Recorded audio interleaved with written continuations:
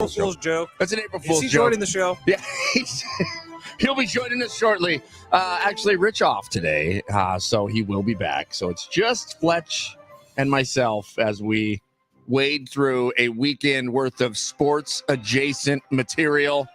But welcome back, guys. Happy Monday. This music does make me feel good. I mean, it feels like we're opening a new door, a new chapter on something, even though it's just Monday, April 1st. By the way, happy Easter, everyone. Hope everyone had a lovely Easter. I actually learned yesterday why Easter moves around or how the date falls. So did I, because of Neil deGrasse Tyson. Yeah, that's what I saw. Oh, we saw the same video. Yeah. Thank you, TikTok. I'm assuming this is legit information. It wasn't AI telling me. But it is the first Sunday after the first full moon after the March equinox. That's when Easter falls every single year. Nerds. Yeah, thanks a lot, Moon. But yeah, I had no idea. So it's not like a Thanksgiving where it's the fourth Thursday. It actually has something to do with the moon. I feel really bad for starting the show off like this, but Neil deGrasse Tyson also had another video going viral this weekend. Is it nudity? No. Oh. I wish. Maybe not. Wait, what? I mean, everyone's a little curious, right? But no, the video I saw. Neil deGrasse Tyson? I'd be curious to see. Never mind. You talked about Ryan. Never mind. I'd be curious to see the fact that if Neil deGrasse Tyson is full of crap or not, because he was talking about this video. Like if you shrunk Earth down to the size of a pool cue ball, okay, that Earth would actually be smoother than any cue ball we have in existence, because the distance between the lowest point, the Mariana Trench, and the highest point, which is like K1 in the Himalayan mountains, it's only 11 miles between the two. And since Earth is so big, it's like that amount of imperfection would be smooth as a cue ball if you were to shrink Earth all the way down. That makes sense, actually. That Not makes to sense. me. Why? These colors don't run, bro. I don't get it. Why? How? I mean, if you shrunk it down to a size of a cue ball, then that imperfection would only be like, I don't know, 0.2 of 1 millimeter. Yeah, but there's still mountains and water and stuff. I don't know. Like if I was some giant and I went to rub my finger on Earth's surface, I feel like I would still get poked by a mountain. Well, I don't know about that. You got to look at a cue ball through a microscope and see the imperfections and see if you see, mountains and deep valleys. Look, we are going to talk a little Padres today. We got some good news. Well, you know what? We're going to test the waters and see what the temperature check is here for our San Diego Padres. We got some college basketball to get into as well, and some NFL news. Oh, God, they're screwing things up. Or trying to out in Kansas City. But what is it with wide receivers and driving cars too fast? Oh, my God. Yeah, so we'll get to all of that. But first and foremost. So our very own Fletch here on Wednesday going under the knife. He's going to get, they're going to put some chloroform, I think, on you to knock you out. Yeah. It'd be cool if you go to the doctor and that's how they have to put you under, is like grab you from behind and put a towel over your face. So I've never had like serious surgery. I mean, I had my appendix taken out when I was like 3, but I don't remember any of that because I was 3. And I had my wisdom teeth out in high school. But since then, I've been relatively healthy. Like I haven't had any major issues with my life. This feels like a scary moment for me going into surgery on Wednesday. I also have no idea how much time I'm supposed to take off of work. Like I legitimately have zero timetable. Like the doc told me no chance you're working Thursday or Friday or Wednesday, obviously, because that's the day I have the surgery. But I don't know if there's more than that or less than that. I mean, I was kind of planning on just coming back immediately, but apparently that's a no-go. Yeah, I guess. Yeah, I don't know. But well, I mean, look, man, they're putting screws and titanium pieces in your leg. I'm gonna be like Wolverine. Yeah. Wait, are you gonna get them taken out or they stay there forever? No idea. I think I learned a lot more today. I'm glad you asked so many questions. Well, today I have the meeting with the surgeon to ask the questions. Last week when they told me I had to have surgery, the surgeon was currently like running around because he was trying to get into surgery with somebody else. Those dudes have a busy job. You know how many people break their ankles or wrists or arms? Thousands, hundreds of thousands. People. So, but then over the weekend you had a little tumble, you had a little fall. Yeah. What'd you do? Go down the stairs? No, so very rainy in Southern California this weekend. Dude. Okay, I look at my phone. It says, rain stops at 8:30 Sunday. And I went, I'm barbecuing today on Easter Sunday. It didn't stop. No, it did not. It poured rain. It hailed at my house. I had 4 1/4 inches. Went to the rain gauge. 4 1/4 inches? Yes, over 2 days. That's what I'm saying. So I'm like, is my rain gauge lying to me? Did I screw this up somehow? I don't know. The fact that you have a rain gauge is very TD. But very rainy all throughout Southern California. We were actually up in Long Beach to go to this fancy Easter celebration at a country club, which was great. It was beautiful. The food was awesome. It was like the Caesars buffet on steroids. But in the meantime, my mother-in-law's house has some very tricky steps to get into it. Right. And tricky steps and me don't really jive right now. So how are they tricky? Are they all different heights? No handrails. Ooh, no handrails, and it's like 3 steps, but they're kind of steep steps, and so just getting up and down them was tricky. So I made the commitment to do it as few times as possible. So I got there on Saturday morning-ish, and my mother-in-law's a saint. She had the room all set up and everything with pillows and all the stuff I needed, TV for March Madness. It was great. Wow. But I got in on Saturday, and I did not leave the house at all until Sunday when we had to go to this brunch thing. So we get there, and going down the steps turned out to be a little trickier than going up the steps did, but I got down them fine. And I was like so proud of myself because I really didn't use any help. But then I get to the ground, which was very slippery and wet, and I put one knee on the scooter. And as soon as I get on the scooter, scooter goes out, Benny Boy goes down big time. And I mean, it was loud. The neighbor opened up the front door because I might have yelled. I don't think I did. But the neighbor opens up the front door. He's like, "Hey, you okay?" I was like, "No." Did you hit your bum leg? So I don't know how it happened. And the first thing Kendall said was, "Did you get your Easter outfit dirty?" While I'm lying there on the ground. Wait, what were you wearing? It was just a nice white shirt and nice brand new khaki shorts because I can't wear pants. Oh, gotcha. But it was, I was looking better than I had in weeks. And the first thing Kendall's worried about is if I got the shirt dirty, which also miraculously not a drop, and I landed in a puddle. So I don't know how everything worked, but the shockwave it sent down my leg, man, was something out of a Saw movie because it hurt so bad. Well, but I think I avoided anything serious. Well, I guess you'll find out. I guess it doesn't matter. Either way, they're going to fix it. Yeah, Wednesday. So that's going to happen. But Rich will be back with us tomorrow while Fletch then counts down the hours to when they put him under and cut his leg off. Yeah, anyone had ankle surgery before on the text line? 70470, or leave us a talk back on the free iHeart app, the little microphone icon. If you had ankle surgery, just what do I need to know? Are you sure you want to open yourself up to this? Yeah, I think I do. I think at this point I'm ready. Like, what's the day after surgery like? Because the day of, I know like drugs are going to take care of everything. The worst day ever. I don't know. I woke up with a bloody nose this morning. What's up with that? I haven't had a bloody nose since I was like 10. Doing cocaine? I guess all the blow we did on Easter just got out of hand, I guess. So it was a bummer. Meanwhile, the Padres look a little different than last year, but also kind of the same. Yeah, I can't get a gauge on this team yet, and I shouldn't be able to. It's 6 games into the season. Who knows what they are? Who knows if this kumbaya, like real happy for everybody thing sticks around all year? I certainly hope it does. Yeah. But watching them this weekend, at times they felt like Padres from last year. And then at times, like even in the game on Saturday where they lost, but they had that late run, and it was like the team was fighting to try to get back into it, even though the game was really already lost. Which is new this season. Definitely new. Yeah. But I cannot get a gauge on this team. First of all, Joe Musgrove has been struggling in his first 2 appearances. Yep. That's something that needs to get figured out. Pitching other than Joe Musgrove really hasn't been a terrible issue. No, but it hasn't been fantastic. No, but you don't need it to be fantastic, right? During the regular season, you need it to be fantastic in the postseason. You need the offense to be fantastic during the regular season. It's a tricky little dichotomy, but from what I've seen from the Padres this year is I feel better about them now, I think, than I did last year at this time. Yeah, there are some encouraging items here with this team. And just to break down, to get you guys caught up, Friday night, the Padres lose to the Giants 8-3.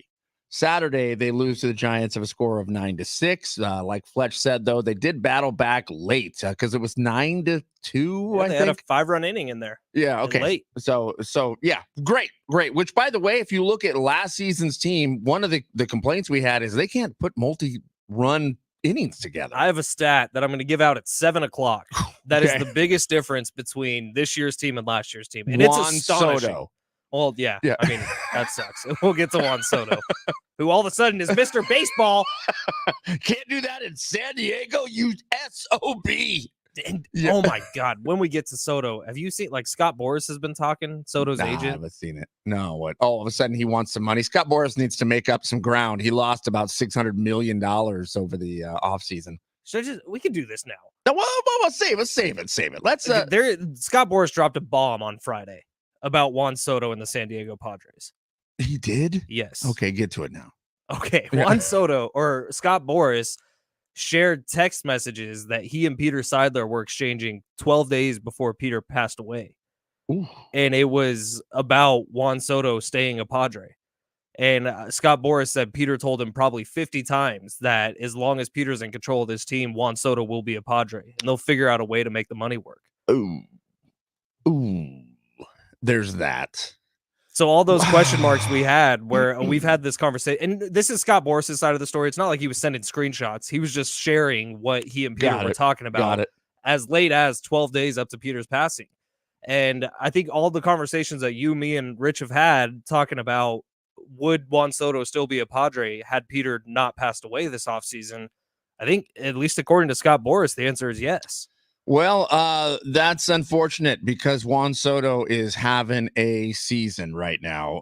And I don't think that Scott Boras would lie about it. What's he have to lose at this point? He just wants to trash the Padres. I mean, that doesn't make any sense. I mean, he got his boy out to New York and getting paid. So I don't know why he would make this up.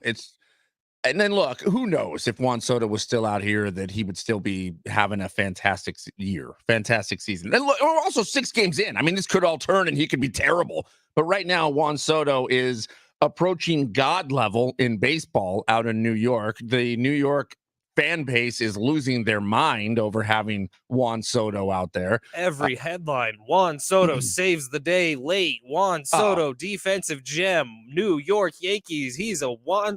It's ridiculous. Yeah, and I feel like I'm a ex-boyfriend looking up my ex-girlfriend's Instagram page as I scroll deep into it to look at the stats of Juan Soto every single day. Like, what am I missing out on? Is he happy over there? Oh, man, why is he so smile? Oh, my gosh, everything looks great with Juan Soto. So I feel bad because I'm doing that. Meanwhile, the Padres are a different team than last year. There is something that is a little different now after, I think it was yesterday's game. In fact, I saw it on the wrap-up show, John and Jim talking about Ha-Seong Kim he was talking to the media and said that Profar had a team meeting, which now that may have been lost in translation a little bit. Maybe it wasn't a team meeting. Maybe he just rallied everybody in the locker room. I'm hoping he rallied everybody in the locker room because after 5 games, if you're calling a team meeting, I think that there's an issue.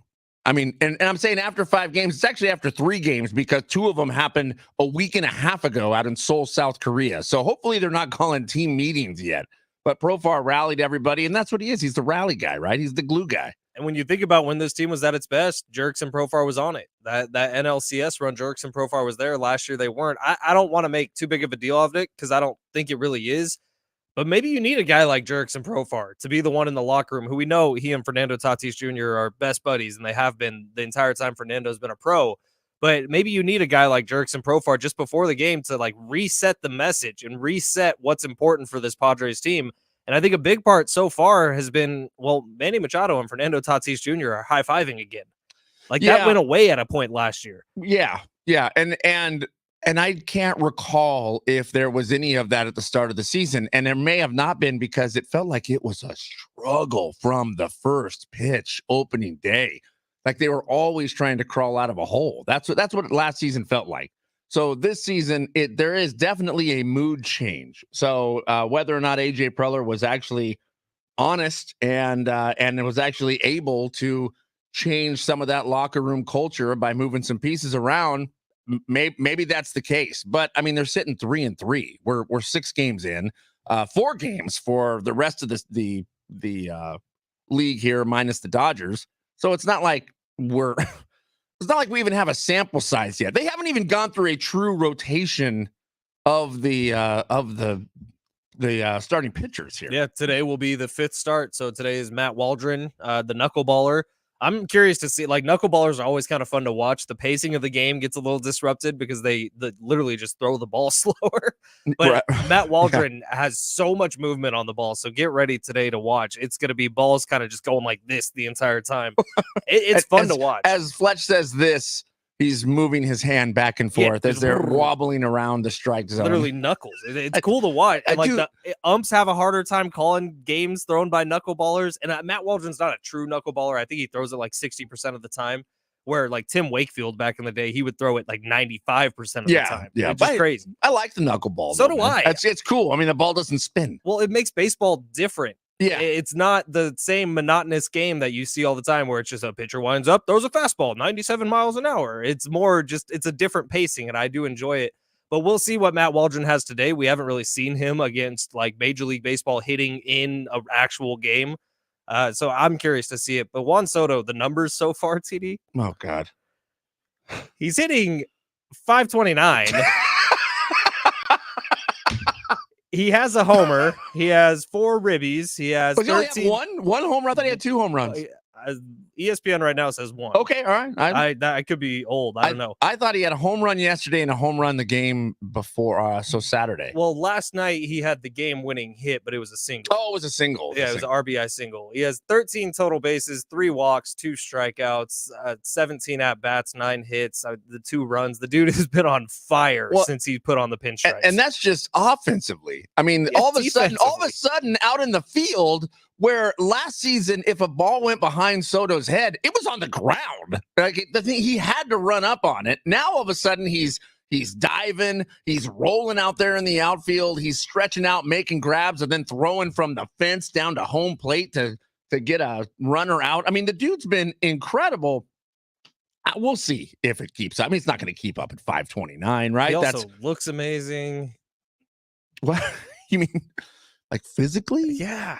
Like which he always did here in San Diego. He's in great physical shape. This is look at the dude. He's built like a middle linebacker. Yeah, but I mean, you could say the same thing for Tatis. The guy is a physical specimen. They are, even without ringworm.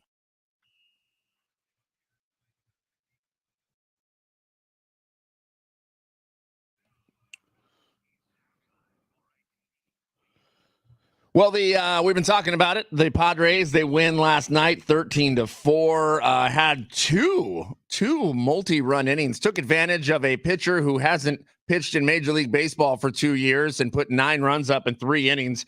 Had a 4-run inning and a 5-run inning. That's nice to see. That's different from last year, but some help from the bottom of the lineup as well. I think almost everybody got a hit. Maybe everybody did get a hit in the starting lineup, but Luis Campisano went 3 for 5.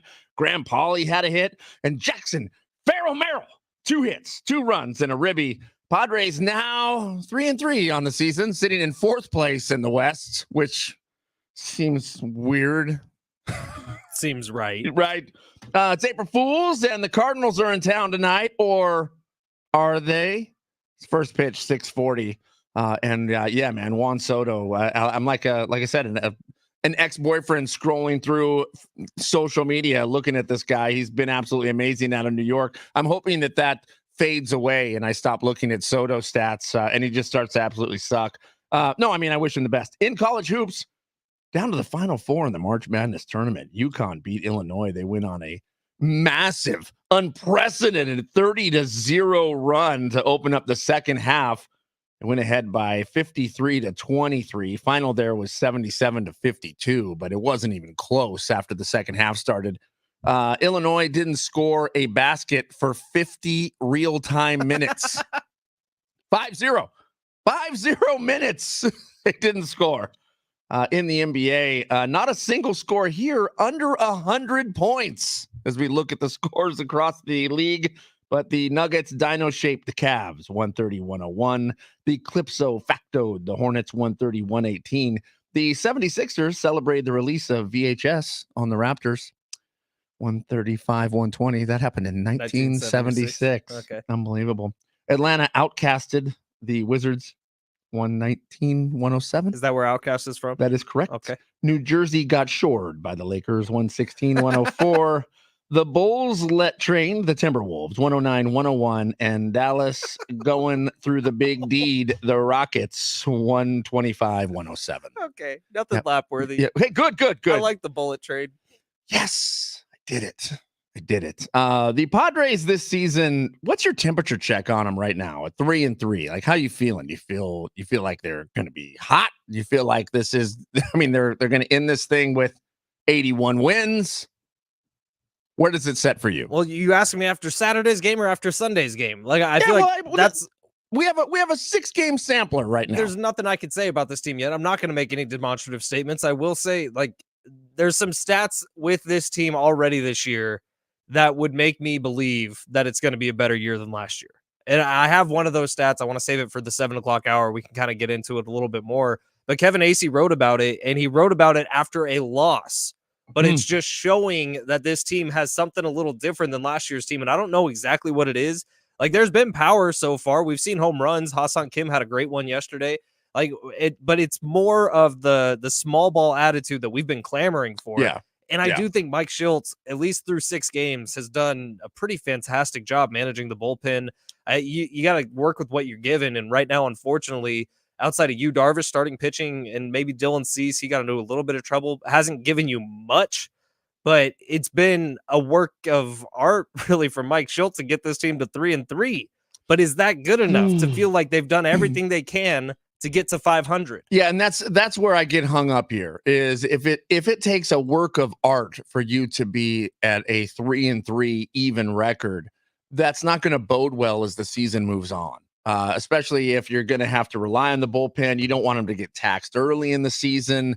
Then you're just struggling all season long. But I think that's where I get a little bit worried. Now, there are a lot of items that are encouraging when you look at this team. Putting runs on the board is fantastic. And you know what? And last year, the complaint was there are so many games where they leave runners in scoring position. Look, if you're putting 5 runs up in an inning, but you still leave 3 guys on, I'm okay with it.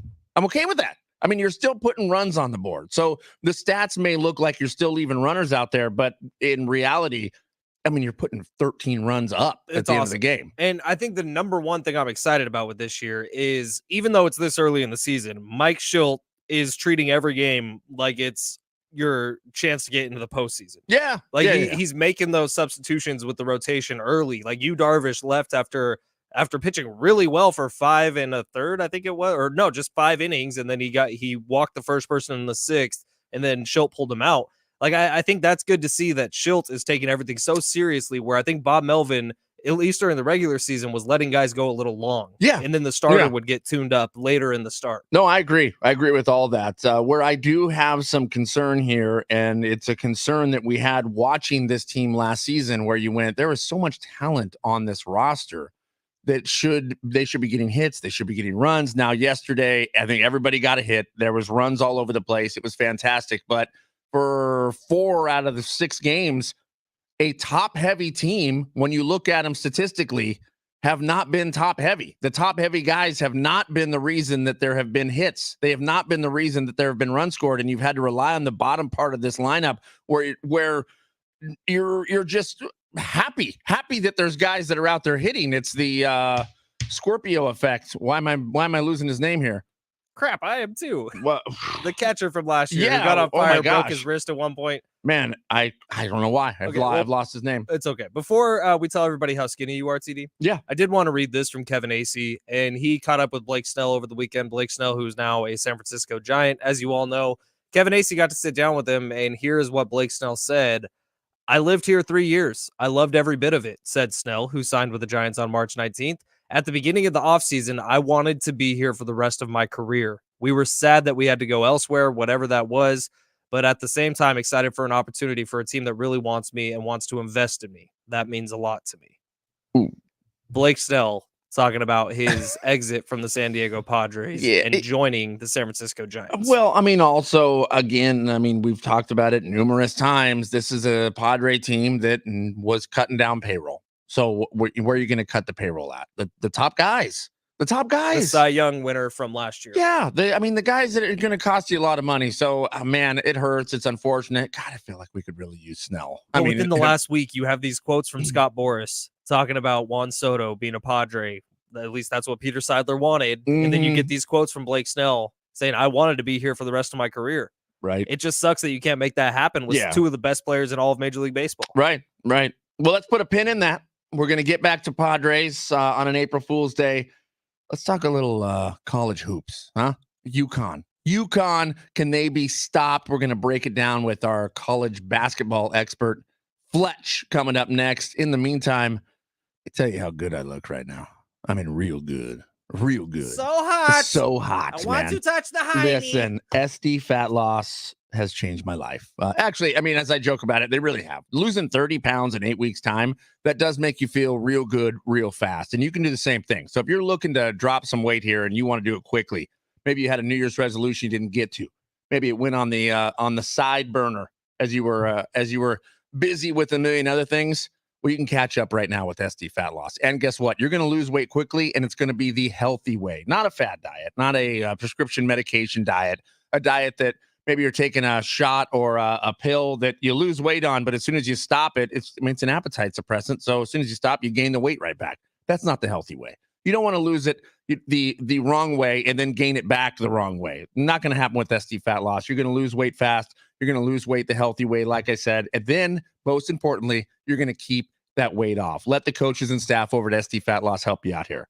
Wayne, Chloe, they'll put together a perfect plan for your life, for your lifestyle, for your body type to lose the weight right now. SDFatLoss.com. Go there. It's a free consultation. SDFatLoss.com.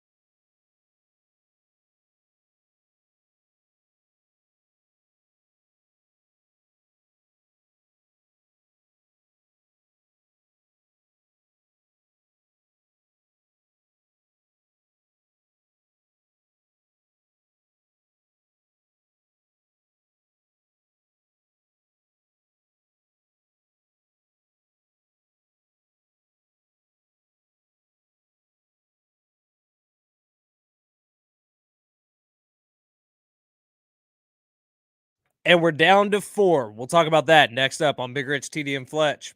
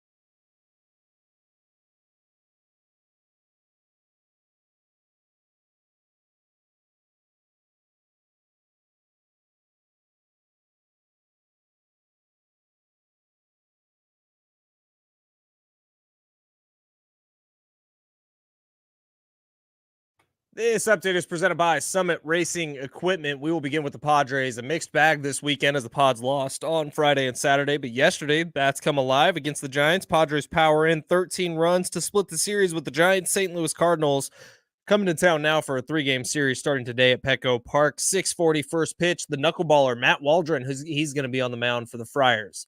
NCAA tournament down to 4 teams. Number 11 NC State is going to face off with 1 seed Purdue Saturday at 3:09. Number 4 Alabama gets the overall number 1 seed in UConn Saturday evening at 5:49. Listen to Westwood One's coverage this Saturday right here on San Diego Sports 760 and the free iHeartRadio app. Summit Racings has the parts you need to keep your truck rolling right, from custom grills to now covers and everything in between. Shop summitracing.com. Use promo code RADIO for $10 off an order of $100 or more. Exclusions do apply. Offer ends 4/14/24.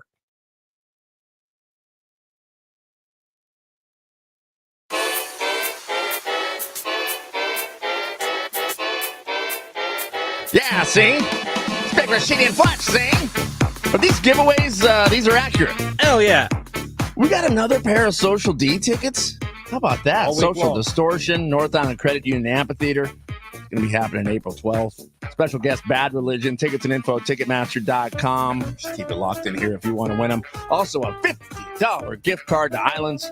Islands has a vast menu of items, a family-friendly, beachy vibe atmosphere with delicious food and drinks. Islands has the happiest happy hour starting weekdays at 3, the cheesiest cheddar fries, and the coldest beer in town.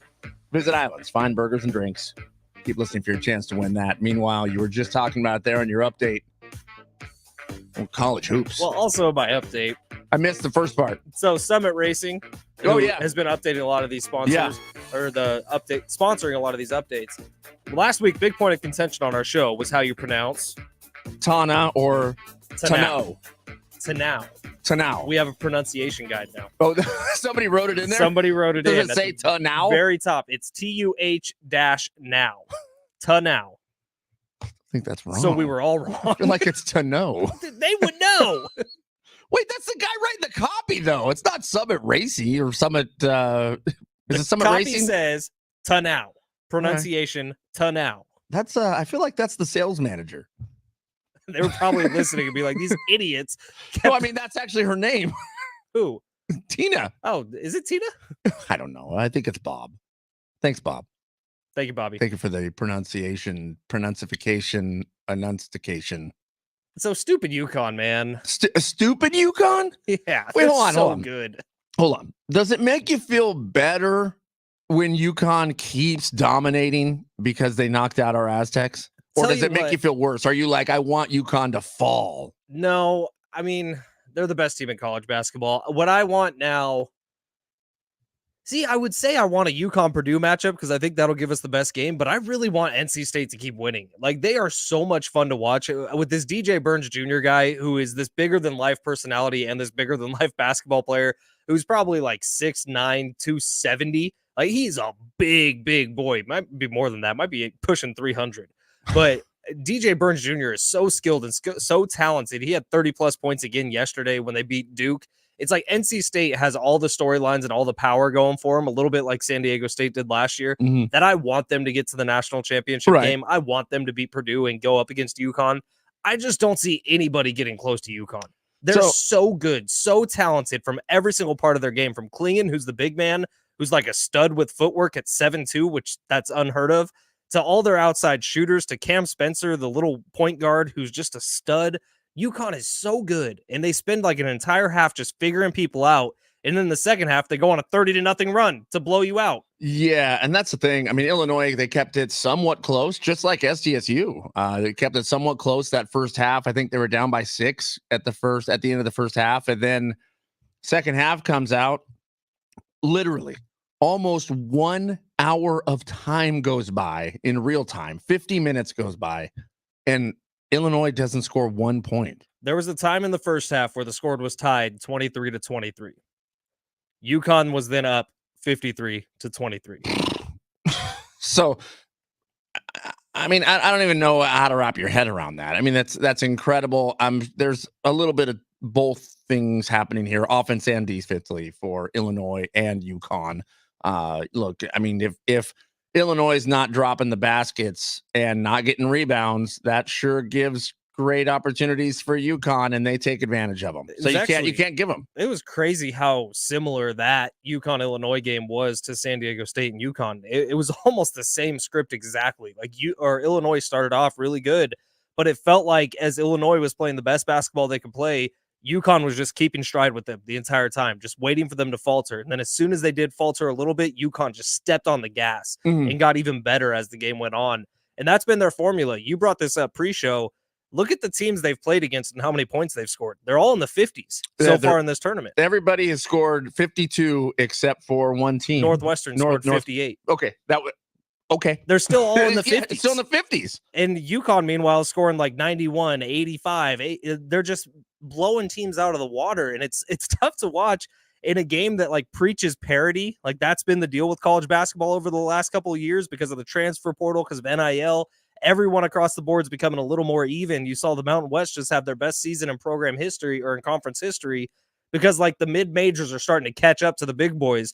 It doesn't feel like anyone's catching up to UConn. It feels like they're a class above everybody that they play against. Yeah, and NC State upsets Texas, number 1 Texas, 76-66. You're pulling for NC State here. I love NC State. I love the way they play. It is hard-nosed college basketball that really features a prominent big boy, and he is a big boy in DJ Burns Jr., who's just scoring at will. It seems like every time he touches the ball, he's guarded by 3 different people, and somehow he just gets it up and makes the basket every time. It rolls around the rim a bunch. He's awesome. He's so skilled. Now they're going to take on number 1 Purdue, right? With Zach Edey, who just scored 50. Now, what's the matchup here? I know you want to see NC State take on UConn, but does Purdue have a better shot? Is it a better game, potentially, if Purdue is facing UConn? And by the way, UConn's taking on Alabama, and I'm already saying that they're in this thing, in the championship. UConn's in the national championship game. So, but UConn's going to win the national championship game, by the way, no matter who they play. So hope that's on your bracket. Oh, yeah. I mean, I hope it's NC State. Like, I love the fact that it could be a 11 seed in the national championship game, a team that wasn't even supposed to be in March Madness, if not for a buzzer beater in their conference tournament, a buzzer beating 3-pointer to send them to overtime, and then they pulled away. Like, NC State has everything going for them behind storylines, personality, everything. I promise you, America, you would rather see NC State in the national championship game than boring Purdue. Yeah, I mean, I guess in my head, UConn mops the floor with anybody they're playing here. So I guess I'd rather see the Cinderella story, the underdog, be in the final here. I don't know. I mean, it almost feels a little lackluster because UConn is so good. They're so good. But, maybe Alabama pulls something out of their hat and upsets them somehow. I don't know how that would be. This is the way I see it right now. Alabama is not as good this year as they were a year ago when they got knocked out by San Diego State in the Sweet 16. Right. UConn is better this year than they were a year ago when they won the national championship game by 17 points. UConn looks like that, what was it, the 92 Dream Team? We have like real college basketball and pro basketball analysts saying that this UConn team could compete with an NBA team. And I mean, I don't know if I see it, but I'm not going to say that they can't. Well, I guess it depends on the NBA team. I would we're say. Talking about Detroit Pistons. Like, yeah, but UConn probably has a pretty good shot. Well, what's different in the NBA though is nobody plays defense. So UConn might come in and win the whole damn thing because they actually play some defense. Yeah, I don't really know how to gauge that. Like, they always talk about it with some of the Alabama teams, like that they could take on the worst team in the NFL. But then you ask anybody who's actually played in the NFL, like you ask Rich, he's like, no, Alabama wouldn't score. They wouldn't move the ball an inch. Like, you got to understand the difference in caliber here. Yeah. And so I think that it's the same thing with the NBA, but I honestly don't know because it's 5-on-5. It's a little different than 11-on-11. Yeah. That's true. I don't know. Who knows? It would be fun to watch, though. We should just set it up just for science. Hardwood and Balls Classic, Detroit Pistons against the UConn Huskies. That would be kind of hilarious, actually. Out in Kansas City, what the hell is going on? What the hell is going on in Kansas City? We're going to have to get to that. Do we have anybody to talk about right now? No, we're good. Then let's talk about Kansas City coming up here next. Big Rich, TD, and Fletch.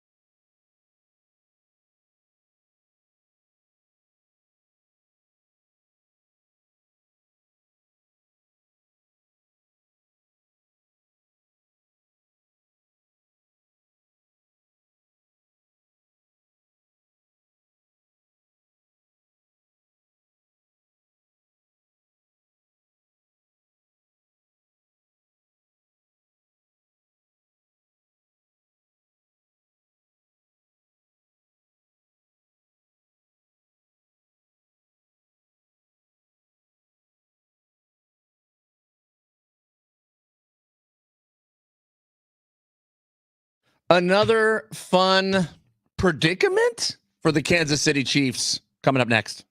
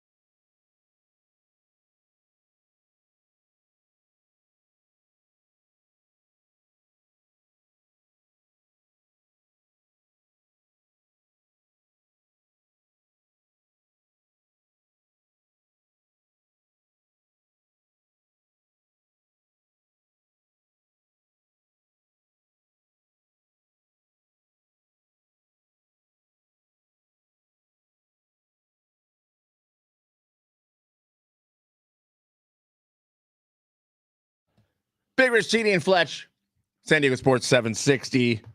Rich out on a little vacation day today. Loser. Man. Or is he on April Fool's Day? Maybe he's somewhere else in this building.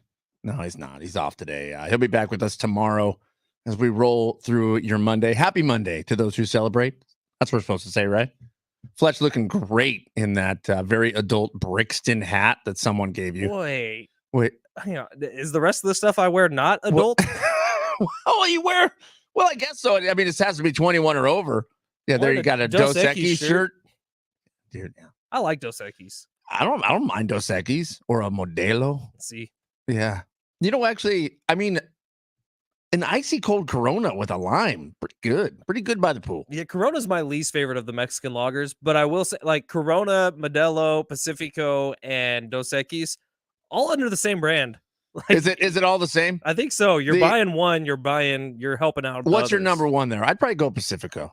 Dude, a Pacifico by the pool, if it's cold, if it's warm outside, is the best thing. Yeah, it's like refreshing. Yeah, a Pacifico dumped into a margarita, by the way, they call it a bulldog. Yeah, is top notch for me. I've never had it. I've seen them come out like at the restaurants. I've never had one, mostly because the restaurants that I see them come out at, I'm like, I really like their margarita. Like, I don't want to screw it up and put a beer in it. Doesn't screw it up, makes it better. As the Pacifico, like as you're drinking the margarita, the Pacifico slowly goes down. Golly, it's so good. Speaking of screwing things up, out in Kansas City, what the hell is going on with Rashid Rice? Okay, and I don't know if you guys heard this story, but there's no D on his name, by the way. Rashid Rice. Rashid. Did I throw a D on it? I think you said Rashid. Didn't mean to. Apologize. Par for the course. I like to screw people's names up. It's what I do. It's part of the fun. Tano covers.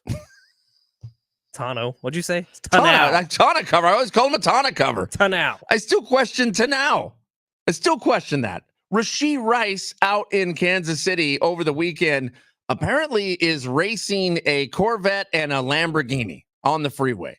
There is someone who was on the freeway with a dash cam. They see these cars fly by them. I mean, jamming. They were over 100 miles an hour easily. They cause an accident. There are several cars that pile up. Everybody's over on the right side of the freeway. Rashee Rice gets out of the car, walks away. You can see him on the dash cam. Somebody gets him on video with their phone. He doesn't really say anything, but he walks away from the car that's in the accident and just leaves it there on the freeway. Now the cops are looking for him. They still haven't found the guy. He's on the run. What is going on? Why are you so dumb? That's literally my question here. Why are you so dumb here? He's making it worse for himself too. Like you got by running from the cops. Yeah, every minute he's gone is probably more trouble he's in on the back end. This sucks, man. Like if you're thinking about Rashee Rice, one of the top wide receivers in the league after year one, like thought to be a reliable option for Patrick Mahomes for the entirety of his rookie deal. And who knows, he's on pace to get like the Brandon Ayuk deal one day. Yeah. Like he's on pace to be like a baller in the NFL. And it feels like he might have just thrown away years of his career. And right here, Rashee Rice is an employee of mine. I have him on my dynasty league. I thought I was so smart. I'm in this rebuild phase since being really good 4 or 5 years ago. Rashee Rice was a steal in my draft. I got him in the 3rd round last year in my rookie draft. And now, who knows what the future is? I was thinking big things for Rashee Rice. Well, it's not just you that thought you were so smart. Andy Reid. Right. I mean, come on. Andy Reid adds a weapon to this team, and it was a question mark at the start of last season. It was a question mark on whether or not Patrick Mahomes had somebody to throw to. Rashee Rice was fantastic. Rashee Rice saved that Chiefs season. I mean, honestly. Yeah, from week 6 on, he was one of the more productive wide receivers in all of the NFL. He was second on the Chiefs to only Travis Kelce. He had like 963 yards or something last year, 79 catches. Travis Kelce went on a skid in the second half. Travis Kelce was quiet the second half of the season. Without Rashee Rice, they're not moving the ball. I mean, that's Patrick Mahomes needed him. So when this season, who did they just sign? The rugby player? No, not the rugby player. Prior to Rashee Rice, where that was like, oh my gosh, another weapon on this offense. It's Hollywood Brown. Marquise Brown. Okay, Marquise Brown. And you're going, oh my God, you got to be kidding me. You got Marquise Brown, you got Rashee Rice, you got Travis Kelce, you got Patrick freaking Mahomes. And now Rashee Rice, he may not be in the NFL. He may be in jail. This is bad news. Yeah. How stupid do you have to be? That's my feeling as well. And what is it with wide receivers throwing their lives away to drive a car fast? Dude, now, luckily in this situation, nobody died. Nobody died. Yeah. In fact, I don't know if anybody was even hurt. That's a small miracle. Oh, dude, these cars were jamming. By the way, like it's a miracle Rashee Rice is still alive. And I don't know which one he was driving, whether it was the Corvette or the Lamborghini. Would you judge him if it was one or the other? No, I think I have respect either way. What I really have respect for is that the Corvette was keeping up with the Lamborghini. Huh? American muscle, baby. That's what I'm talking about. I mean, if you go buy yourself a Corvette for $70,000-$80,000, it's a lot of car for $80,000. That's all I'm saying. Now, I wouldn't say go, drive at 140 miles an hour on the freeway. Don't do that. You save that for open roads. This is a big question I've always had: is why do people buy these cars that go ridiculously fast if you could never drive them ridiculously fast? Well, you got to drive them in a safe spot ridiculously fast. Where? Where am I? If I'm on the radio right now, I have to say like a racetrack. Gotcha. Yeah. If you're not on the radio right now. If I wasn't on the radio, I don't know. You find yourself an open road. You get on the the 60 heading out to Arizona. Maybe that's not a good one. The 10. I don't know. Somewhere where it's wide open. You're heading Arizona, across. Now you can run into some trouble doing that because now they don't even cops won't pull you over for speeding. You just get photographed at some point. And if you're going too fast, you get the ticket in the mail. Well, they did that here for a while and then got in trouble because of they were skating the laws a little bit on it, which was unfortunate. But yeah, man, stay safe out there on the road. Don't drive like an idiot. Don't drive 140 miles per hour. And if you do get in any accident, stay there. Just stay there and exchange paperwork. And honestly, I mean, Rashee Rice, again, I put a D on that. Do you think they'd throw him in jail at that? I doubt it. I mean, you might have gotten reckless driving. That's what I'm saying. It would be a pain, but I'm telling you right now, buddy, you're making it a million times worse for yourself. They did do a signing out there in Kansas City as well. A little Reese Lightning. Do you want to save that one? I know we're up against the clock. We'll talk about that coming up next. We also got to get back to these Padres because Kevin Acee, providing a little hope and clarity here with this season's team. Only 6 games in. We'll get to it coming up next hour. Big Rich, TD, and Fletch.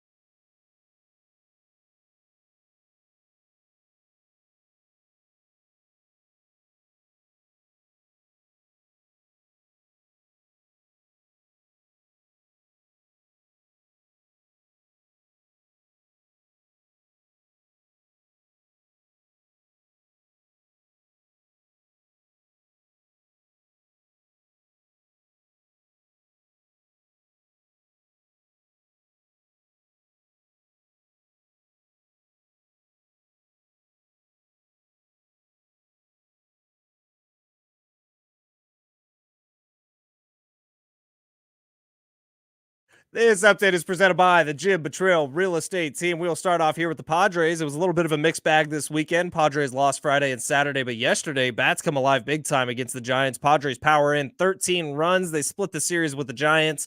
St. Louis Cardinals coming to town now for a 3-gamer starting today at Petco Park. 6:40 first pitch. Knuckleballer Matt Waldron going to be on the mound for the Friars. In the NCAA tournament, we are down to 4. Number 11, NC State. They're going to face off with 1 seed Purdue Saturday at 3:09. And number 4, Alabama gets the overall number 1 seed UConn Saturday evening at 5:49. Listen to Westwood One's coverage right here on San Diego Sports 760 on Saturday. Would you like to know what your home would sell for today? Get a simple text message with your home's value by texting your address to 855-600-6000. You'll get no phone call, just a text. Jim Betrayal has the buyer. Simply text your address to 855-600-6000.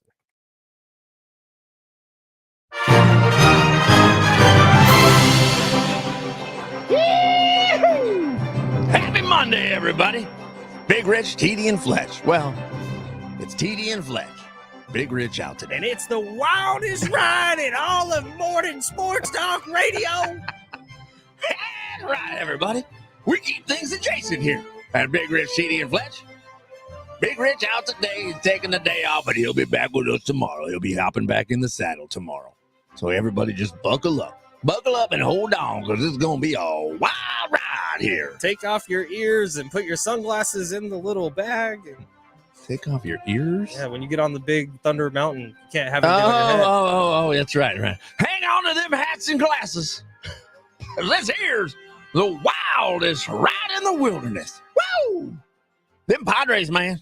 Them Padres.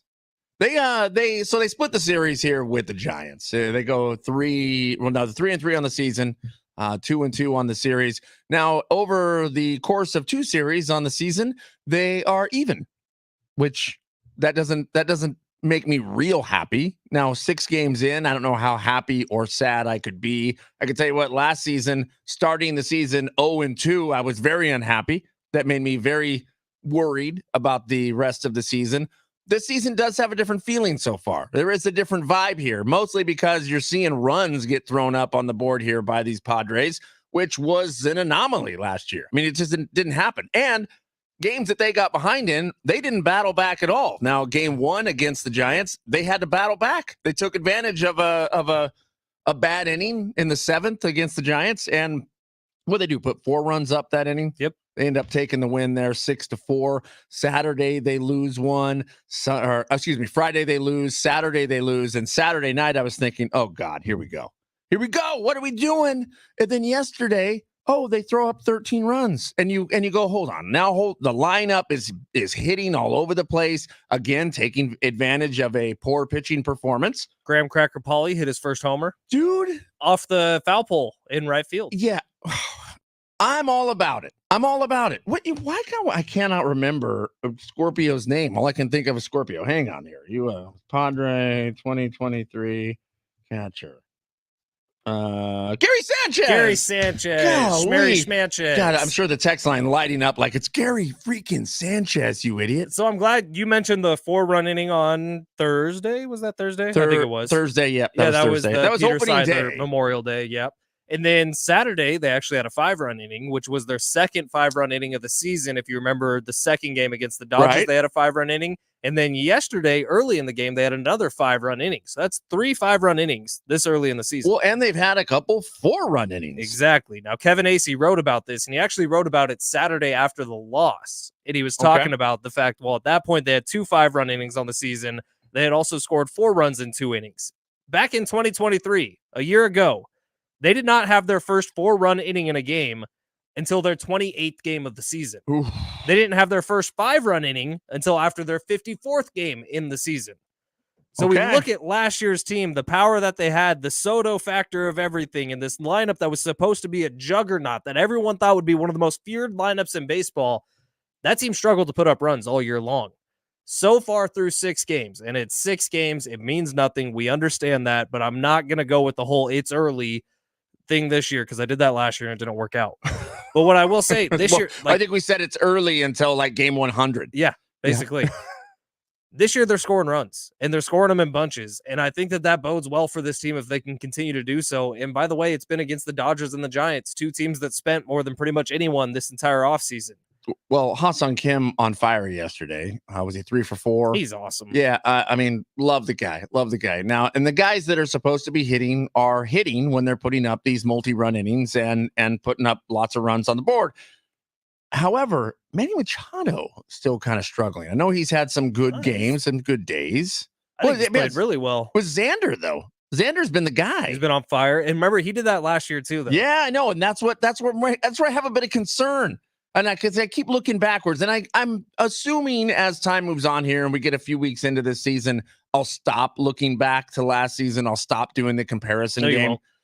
Well, I want to. I mean, I want to do that. I want to say this is a different team, but it's just last year because the expectations were so high, because the hopes were so high, because we had so much firepower on this team in pitching and hitting.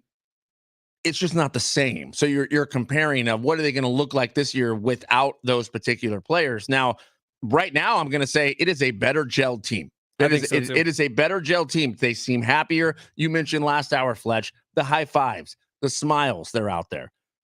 You know when I don't see the high fives? When they're losing. Remember that last season? Yep. They'd be losing, and it looks like they didn't care. It looks like they care. And that means a lot to the fans, a lot to me as a fan. You look like you care. Yeah, I think the most we've learned about this team so far was Saturday in a loss, when late in the game they were still fighting and they were still scratching and clawing and trying to get as much as they could. Now they fell short, but there's going to be other scenarios down the line in this season where if they have that same attitude, they'll be able to turn losses into wins, where last year they had a really bad habit of turning wins into losses. In fact, they did it all the time. And now last year when we got towards the end of the season, and they were able to get a bunch of garbage time wins. You remember that? They inflated their record a little bit. They inflated some of the statistics a little bit because they had a really good 2 or 3 weeks to end the season, but it was already too late. Like, I always felt like at the end of last year, like their record actually was better than the team was. Where as of right now, sitting at 500, 3-3 on the year, I feel like that's worse than they are, which also concerns me because if you're a 500 team at this point, if you stay a 500 team all year long, that's not enough to do it, even if you do feel better about this team. No, it's not. Now, again, looking back to last season, I think it was May 11th was the last time that they were at 500 or above 500. And then it went all the way till the end of the season, like game 160 before they hit 500 again. So being 500 right now, I guess, is an improvement. I guess we're looking for Padre positives here. The issue I have, though, is as I watch this Padre team, it feels like you were watching a team that lost their best player and they're trying to figure out a way to limp along until that best player comes back. So if everybody is well right now, Manny Machado obviously not playing third base yet, but if everybody is healthy and out there at least hitting, and it still feels like you're limping along, I don't know what that does for the remainder of the season. If it always kind of feels like you're playing catch up somehow, even though they're scoring runs in bunches. I don't know why I have that feeling. Through 6, I don't know if we can get a good gauge. 70470, start your message with team. We'll get to your text today. Talkbacks also, go to the free iHeartRadio app. Listen to San Diego Sports 760. There's a little microphone icon. You could leave us 30 seconds. Tell us about the Padres. Your thoughts through 6 games. If you're really excited, tell us why. If you're really nervous, tell us why. We'll get to all of those in the 8 o'clock hour, maybe a little later in the 7 o'clock hour. Feel like doing a little morning monologue? Yeah, let's do a little morning monologue. Let's do it. Friday! Yeah, Friday. You want me to go first? Mine was going to be about the Padres and how I feel. Let it rip. Well, I've let it rip last hour as well. And I'll tell you where my concern is with this Padre team. Now, actually, I'll give you the positive part first. The positive part first is I do feel a lot different about this Padre team than I did last season. I do feel more confidence here. I feel encouraged by what I see with this Padres team just 6 games in, because last season, just a few games in, I was way out. I mean, I was like, this is going bad. I mean, literally 2 games in, game 3, even I think they won game 3, and I still thought that wasn't good. This is not good. Even though everybody told me to calm down, it felt bad. It felt bad. this season, I feel encouraged. Where I don't feel encouraged is that several of the losses, the top heavy part of this lineup did not hit, and you had to rely on the bottom part of the lineup. Now, it's great news that the bottom part of the lineup that was unexpected is batting, is hitting that ball, is making things work and making people go around the bases. But I don't want to be 6 games in, 10 games in, 50 games in, and still going, thank God we have the bottom of the lineup. Thank God we have the new Scorpio, Gary Sanchez, on the team, because that's what happened last season when Gary Sanchez got on the team. If Gary Sanchez wasn't there hitting home runs, there wouldn't have been wins for the Padres. So the season that ended up as a winning season wouldn't have been if you hadn't had Gary Sanchez in the bottom of your lineup because the guys at the top couldn't hit. So there's been great games. Yesterday was a great game. Where everybody was batting, everybody was hitting. Manny Machado's got to be the key here. And I know Xander's had a great season so far, 6 games in, great season, whatever you want to say.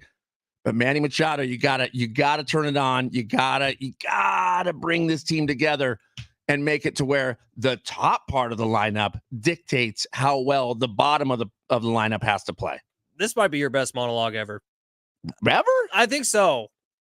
Wow. You're 100% right. Like, the things that have gotten me most excited this year, like Fernando had his 2 home run game, and watching Fernando Tatis Jr. hit a home run, it's unlike anything you see around baseball. There's something magical there. The ball bounces off his bat in a way that I don't really see across Major League Baseball. But put that aside, like, the things we've gotten most excited about here have been like Jackson Merrill getting his first RBI, Luis Campusano hitting a big monster shot. How about Graham Pauley hitting one off the right field foul pole? Yeah. Like, that's the stuff we've gotten excited about so far, which you're right. The excitement needs to come from Fernando, from Manny, from Xander, from Cronenworth.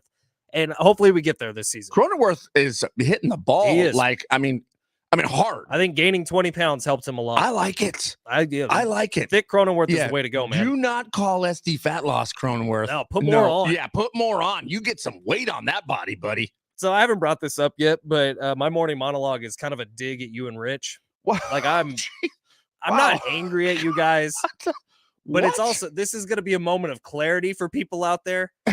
So on last Friday, I was down in the gas lamp at the Naughty Barrel. Awesome spot, by the way, if you haven't been there. Okay. But I was engineering for the Darren Smith show. Okay. And now these were Darren Smith's listeners. There's a little bit of crossover with us, but not a ton. All right. And so the listeners who came up, and a lot of them said, oh, and you're Ben Fletcher, you work the morning show, right? Yeah, I don't listen to that all the time, but you guys do some good stuff. And I would respond, yeah. And 3 different people, TD. 3 different people who I had never met before. Okay. Meeting for the first time. Okay. When's the due date? Congratulations on your upcoming child. Do you know, is it a boy or a girl? What? 3 separate people who I had never met before. Did you give them the due date? Congratulated me on my wife's pregnancy. That doesn't exist. Well, we don't. Kendall's never been pregnant. She is not pregnant right now. We know this for a fact. That you and Rich insist on coming to the radio every day and congratulating me on having a child that doesn't even exist yet. We don't know if that's true. We do know that's true. I mean, it could be some Easter magic. There is no baby on the way in the Fletcher household. Bunny yet in the people oven? out there in San Diego think there is because you spread fake news. It's irresponsible. Well, because there's going to be one day where we actually are pregnant, and you guys are going to probably congratulate me unlike any other day. Well, hang on. And Kendall's going to be pissed. Hang on. Right now, you're saying not pregnant. However, April Fools? No, definitely. She definitely is. She's congratulations. When is the due date? So what did you tell him the due date was? Make this explicitly clear for everybody out there, and I hope all of Darren Smith's listeners and all of John and Jim's listeners that don't cross over to this show are listening right now. Kendall and I are not pregnant, have never been pregnant, and I promise you, when we are pregnant, the ones breaking the news will not be Rich Ornberger or Travis Dale. But there is a chance right now that she is. She is not pregnant. But there is a chance. So if it's a boy, what would you name it? Brock. Everybody's named Brock. Maybe Fred for Fred Warner. What? Fred? There's no way Kendall's going for Fred. No, she already has her list. I think any baby that we have, the name is already there. What's the name? She's had the list since college. Yeah, Is like it like third a- date. is All it of a like sudden, a- we're naming our babies. Was it like a ex-boyfriend she really loved? If it's a boy, it's Michael. He was just And so if much it's a better girl, for it's you. Michael. Michael's on the list, actually. That's Kendall's middle name. Michael? Yeah, Kendall Michael Fletcher. How about that? I was Wow. her mom's brother, who actually crazy, also really sad. Both our middle names are after a parent's brother who passed away early on in life. Wow. Interesting. What's Yeah. your middle name again? Glenn. Glenn. Benjamin Glenn Fletcher. 2 N's. How about that? BGF. Big gorilla fish. Well, congratulations. There's no baby. Wait, There's no baby. well, we don't know that factually. The only baby we have is little Brock, and we love him to death. Yeah, and you just said you name your son Brock, so No, there's no baby. I just thought it was so funny. Like the first time it was funny. I appreciate the second time it was like, is this actually like people think we're pregnant? Then the third time I was like, what the hell is going on here? But then it goes back to like all those lessons we have. Like people listen for an average of 8 or 9 seconds at a time. So if people are listening when I'm ignoring you guys and you're going on one of those rants about congratulations. Yeah, well, congratulations. Congratulations to LeBron James, by the way, who's nearing the end of his career. And you can tell, I mean, the guy sucks. No. What? He was at a career high 9 threes last night in a win over the New Jersey Nets, Dude. right, TD? That's right. That's right. Now, look, damn straight. He also is now tied with Michael Jordan. Not tied. He's actually one behind Michael Jordan, but only 2 players ever to have multiple 40-point games after turning 39 years old. Jordan has 3. LeBron has 2. LeBron went 9 for 10, by the way. Yeah, it was the most efficient 40 points you'd ever see. Yeah, it was insane. He took 17 shots and had 40 points. The dude's insane. So his second 40-point game this season, right? Second since he turned 39. Oh, which wasn't that long ago. Okay, cool. Lakers now 42-33. So they're getting better here. Getting better. They've moved up from 10th place to 9th place as they put this on the screen here at ESPN. I mean, look, the Lakers, all they got to do is get into the dance here, right? And then turn it on. I think the Lakers and the Warriors, and there's some teams out east who all have the same philosophy. The regular season doesn't matter, which, by the way, is why the NBA regular season sucks. Yeah, exactly. I was going to say the same thing, and that sucks. Because all they want to do is get into the play-in games. Like, more than half of the league gets into the playoffs in the NBA. Which sucks. It's stupid. It's way dumb. Look, NBA, come on, man. You want to fix the load management problem, which everyone agrees is a problem from the top of the office down to the lowly fans, which that's what we are, lowly fans. They don't care about us. Make the playoffs more exclusive. Right. That makes the regular season better. You know why? Because if you get to the playoffs, you get game bonuses. Right. So if you want to make the playoffs more important, allow less teams in. Well, it's not just about bonuses. I mean, these are athletes, man. These mean a lot to them. Well, okay. I would say watch any given game. The majority of athletes, I would say, have an inert quality to want to go out and win. In the NFL, sure. NBA, I don't know. Athletes in general. You don't think athletes in general are competitive? I think probably 70% of the NBA would fall into that. Unfortunately, the top 30%, which is the most skilled portion of the NBA, I think they care about winning when it comes to the playoffs. I don't think on a regular basis in the regular season, they care about winning. I think that the NBA has made it so lax to get into the postseason that you don't hardly have to play. I mean, you can just keep it just above idle for the entire season and still get into that the playoffs. It's maddening as a fan because, man, oh man, when an NBA game is tight, when it's electric, I don't know if there's something more fun to watch. You know, you get down to the final minutes of a game and it's going back and forth. And I mean, it's incredible. It's absolutely incredible. But the NBA has done a great job of taking that away of most of the regular season. Now, once in a while, there's a game that pops up that's intriguing, and it's now, I guess, that the games start to get a little better, but I don't know. It's bad. Meanwhile, LeBron James on fire at 40 years old. All right, we got some text 39. rolling in. 913. I'm excited, boys. New year, new fire. We got Farrell Merrill and Graham Pauly lighting up the fire, building team camaraderie and excitement. The offense stepping up. 858. Are you seriously complaining about the record after 6 games? That is bad acting. Like you're going to win the World Series this year because you're only 1 game back in the lead. We're not complaining about the record at 300 or at 500. We are voicing some concerns because it feels like the Padres are playing pretty good and they're 500.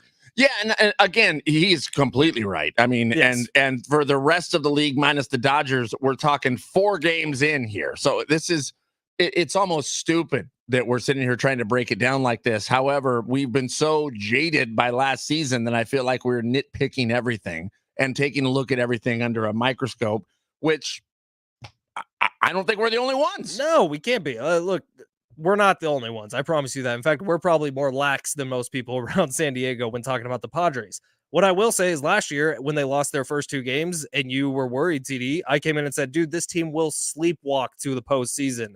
They don't need to do anything special during the regular season, and I could not have been more wrong. 619 says, was Rashid, with a D, on Kendall's list of names for the babies? Yes, right. No, was it? Are you sure? It's not. Also, there's no baby to talk about. What if there was no D? No. But there was D. Lap! You walked into that. I mean, I set it up and you just walked right in. No laps today. We need you at full vocal capacity. That's right.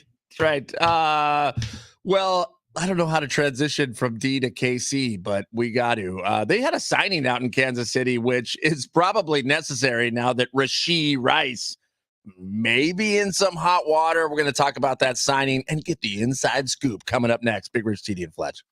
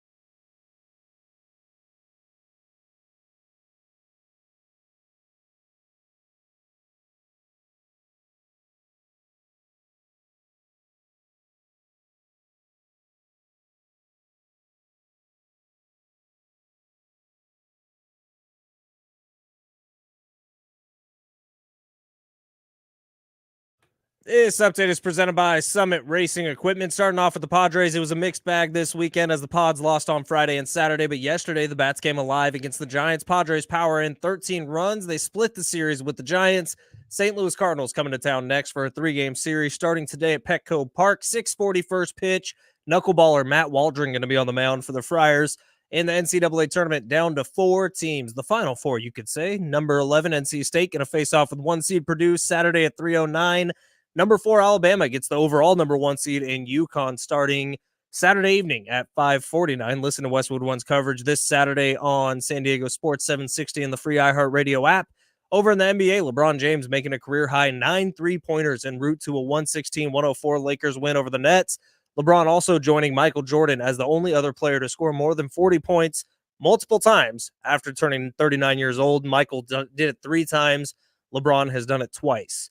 Summit Racing has the parts you need to keep your truck rolling right, from custom grills to tonneau covers and everything in between. Shop summitracing.com. Use promo code radio for $10 off an order of $100 or more. Exclusions do apply. Offer ends 4/14/24.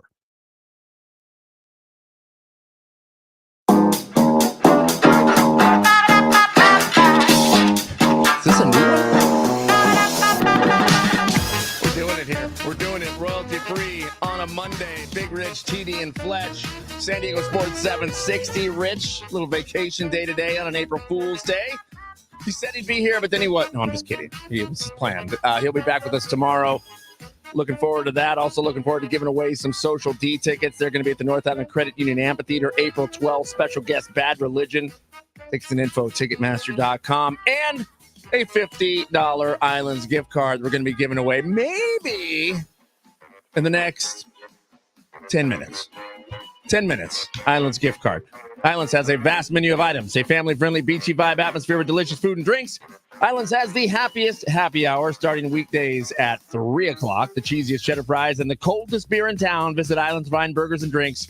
Just keep listening for your chance to win those. Out in Kansas City, Rashee Rice in some hot water as he's being chased down by the cops. Literally, he was in a car accident, a several car accident, racing on a freeway. Was it in Missouri? No, it was in Texas. That's where what he I thought. grew up. Yeah, okay. So in Texas, racing down the roads there in Texas, gets into an accident with several other cars. It doesn't look like anybody was hurt or injured badly or died, which is all great news. But then Rashee Rice on the run. Cops are looking for him. And there's no way he doesn't know, right? You walked away from the accident. I mean, literally. Yeah, but I mean, like, do you think, is he that disassociated from social media to where he might not even know the cops are looking for him? There's no chance. No, there's no there's no chance that you get into a car accident with several other cars on the freeway. The freeway, all lanes stopped, by the way, as there were several cars, in lanes, all trying to get over to the right-hand shoulder. And you just get out and walk away? Or what did you call an Uber? I mean, what is going on? And I'd be curious to know how much trouble he's actually in. Maybe we'll have to catch up with our sports law expert, Dan Luss, tomorrow. I'll shoot him a text. That's a good one. Well, unless he's, yeah, either way. I mean, if he's caught or he turns himself in, I guess we'll know how much trouble he's in pretty quickly. But meanwhile, Kansas City in some trouble in the wide receiver market if Rashee Rice is not hanging around. And so they made a signing. Reese Lightning, they call him. A rugby player out of the European Rugby League, Louis Reese Zemet. Is it Louis or Louis? No idea. Okay. Don't keep up with rugby. No, nor do I. He has not been a member of he has been a member of the Welsh national team since 2020, but now he's going to be on the Kansas City Chiefs. Is he a receiver for the Chiefs? Is that what this is looking like? I don't think so. No, here's why I think Andy Reid might have outsmarted the room on this one. And maybe it turns out to be terrible, but I can make a case for why I think it's kind of brilliant. I went back and watched some just quick highlights on YouTube of this guy, Reese Lightning or whatever his name is. Yep. And what I saw is somebody who could be a hell of a kick returner. And so this signing coming off of the new rules put in by the NFL, which is going to make kickoffs a little bit more like rugby. And so you see the opening where pretty much there's going to be returns on every kick now. You need somebody who's used to running through crowded areas like they do in rugby. So I actually think this might be genius, or it might be the dumbest thing ever. And there's a reason why rugby players and football don't mesh. Well, you know what? You may not be far off there. That's a good call. I was thinking, are they looking at some sort of overseas market here? Is he trying to keep the buzz going, this Taylor Swift buzz, and thought, you know what, we need to broaden our fan base worldwide, so we're going to go overseas. Doesn't care about that. He cares about winning football games. You don't think Andy Reid cares? I agree with that. And he cares about being one step ahead of everybody else. So in this new world of football where kickoffs all of a sudden, and I watched a little UFL over the weekend, by the way, and it's not good. Like, I'm not down for bad quarterback play. Like, I think that's what makes the NFL great. Yeah. But what is cool is the kickoffs. And there's big returns on pretty much every single one of these things. And having somebody who's used to running in that style, which is a little more rugby-like with the kickoff, might end up being a lot more important here. And if it works, by the way, get ready for everybody to start signing rugby players. Well, just right, for that. Right. Well, I mean, and honestly, to make it work, if they're starting the ball from the 35 or 40 yard line every single time, that works. Not necessarily you have to go return the thing for a touchdown. You just move the ball 15 yards on a return, which is not that improbable. I mean, you do see it in the XFL. You see that sort of thing happen. At 35-yard starting position would be pretty nice for Patrick Mahomes every single time. Imagine gifting Patrick Mahomes an extra 15 yards on every drive. Yeah. Like, that's lethal. Right. And then drives that stalled out after 50 yards, which were typically a punt, are now a field goal. So all of a sudden, you're going to see, I would think you would see a lot more points put on the board here in the NFL with this new kickoff rule, which is kind of why I'm not that excited about it. It makes offense a little bit easier, which everything that's happened this offseason, the banning of the hip drop tackle, the move for the new kickoff rules, everything is making it so it's easier to put more points on the board and harder for the defenses. By the way, if let's see, Reese Lightning here, we say Reese Lightning gets a 10-yard return after the kick here, maybe a 15-yard return, gets it up to the 35, and it is a hip drop tackle that takes him down. All of a sudden, the Chiefs start this drive at the 50. I mean, you're going to see it more often. Yeah, exactly, because there's going to be some ticky-tack calls here with this hip drop tackle being banned. I don't like it, man. I don't like the new rules. And again, I'm a hard one with change. I look at things and I question why all the time. Why are you messing with a good thing? I know they don't want people to get hurt. It feels a little two-hand touchy with the new kickoff to me. And then the whole tackle rule, the reason the hip drop tackle came around is because he said you can't do a horse collar tackle. So you got to figure out a different way to get these guys down. And now it's the swivel hip drop tackle. So I guess as long as you don't swivel your body, it's not a penalty. You're going to tell me that the refs are going to catch that every single time? And what's unfortunate is also defenses are taught from a very young age, like obviously not the horse collar tackle, because that's where you see a bunch of really bad injuries that could be life-changing. I don't disagree with that one. But me neither. Yeah. But when it happens in a game, you're like, oh, that should not be allowed. Right. And that's when the penalty gets thrown, which is probably the right way for the judgment to be handled. But when you look at the hip drop tackle, defensive players are taught to wrap up around the hips because that's the part where you're not going to let go, right? If you go for the shoulders, people can shrug it off. If you go for the ankles, they can step out of it. If you go for the hips, that's where you're going to be able to hold on to the guy, especially if you're chasing them down from behind.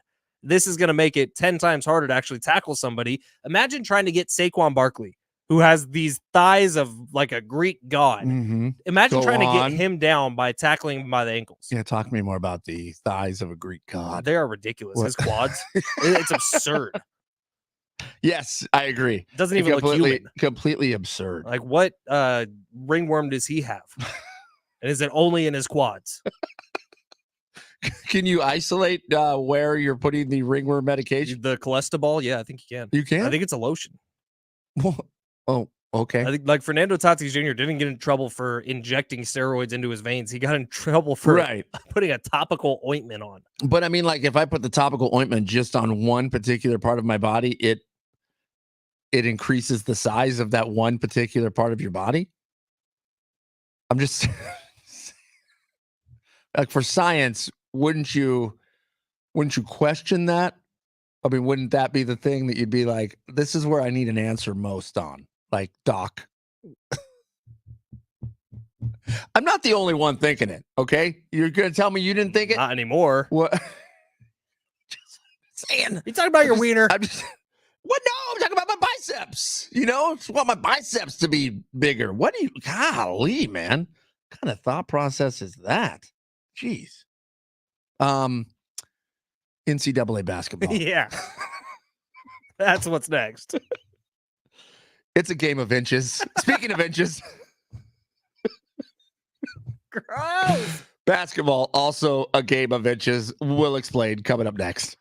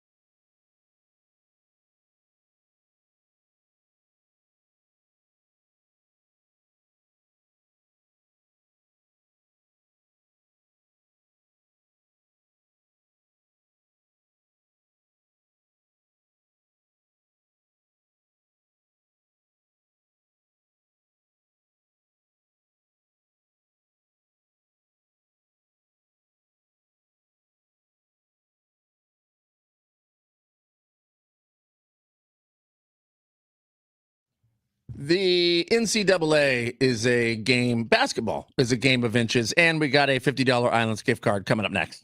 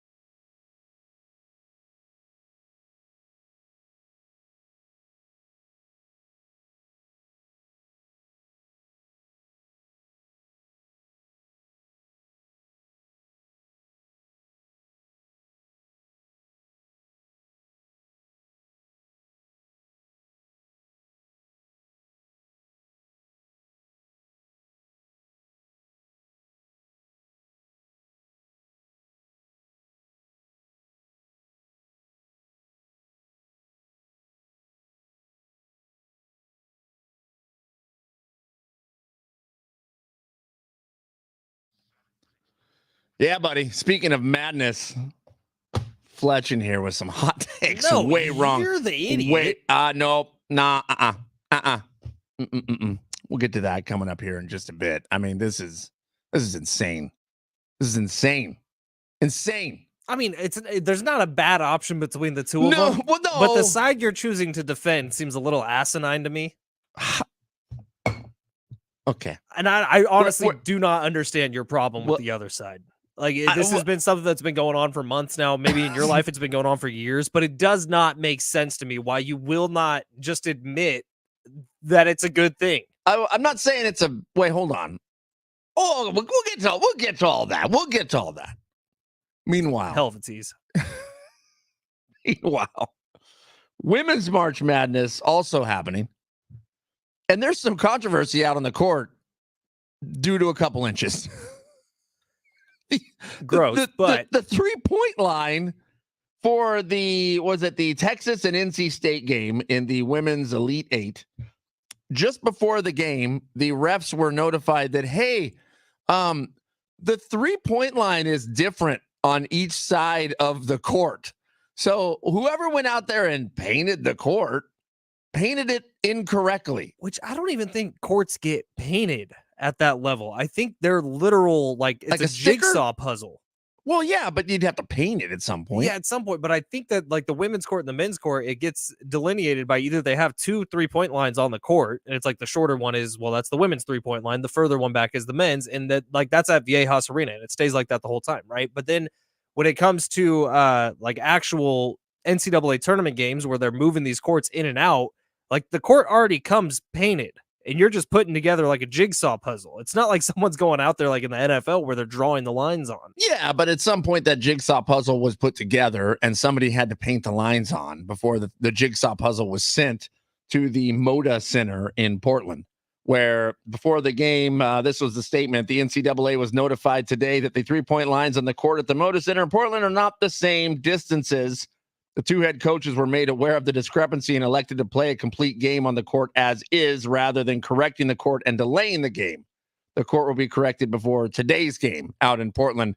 I mean, I guess in the grand scheme of things, it would be the same for both teams because you each get a shot at that side of the court.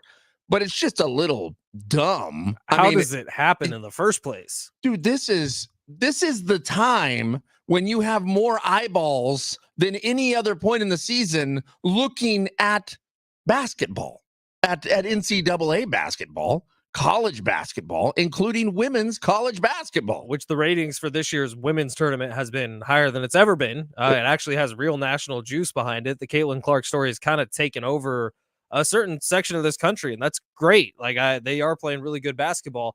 But you know what this reminds me of is when I was growing up, and I don't know if you would have a similar story, TD, but in Merced, California, it's not like there's huge funding behind Little League Baseball. Right. It's like Little League Baseball is funded by the people who are playing Little League Baseball and their parents. But we would have to draw our own foul lines. Yeah, so you went and chalked your field. We would have to chalk our own field. We would have to set everything up. If there was a fence, we had to put up the fence with chicken wire and stakes. Yeah, that's normal. And so oftentimes you would stand at home plate and look out and see the right field line go all the way down and then veer off at one point and then come back and make sense with the foul pole. But it was never good because, I don't know, 7-year-olds were doing it. Or just some guy who can't really walk a straight line. Right. Yeah. Which, I mean, I get, but you just play off of that line, whatever the line is. And the line was the law. So here in the NCAA women's basketball tournament that has billions of, not billions, but NCAA has billions of dollars at their disposal.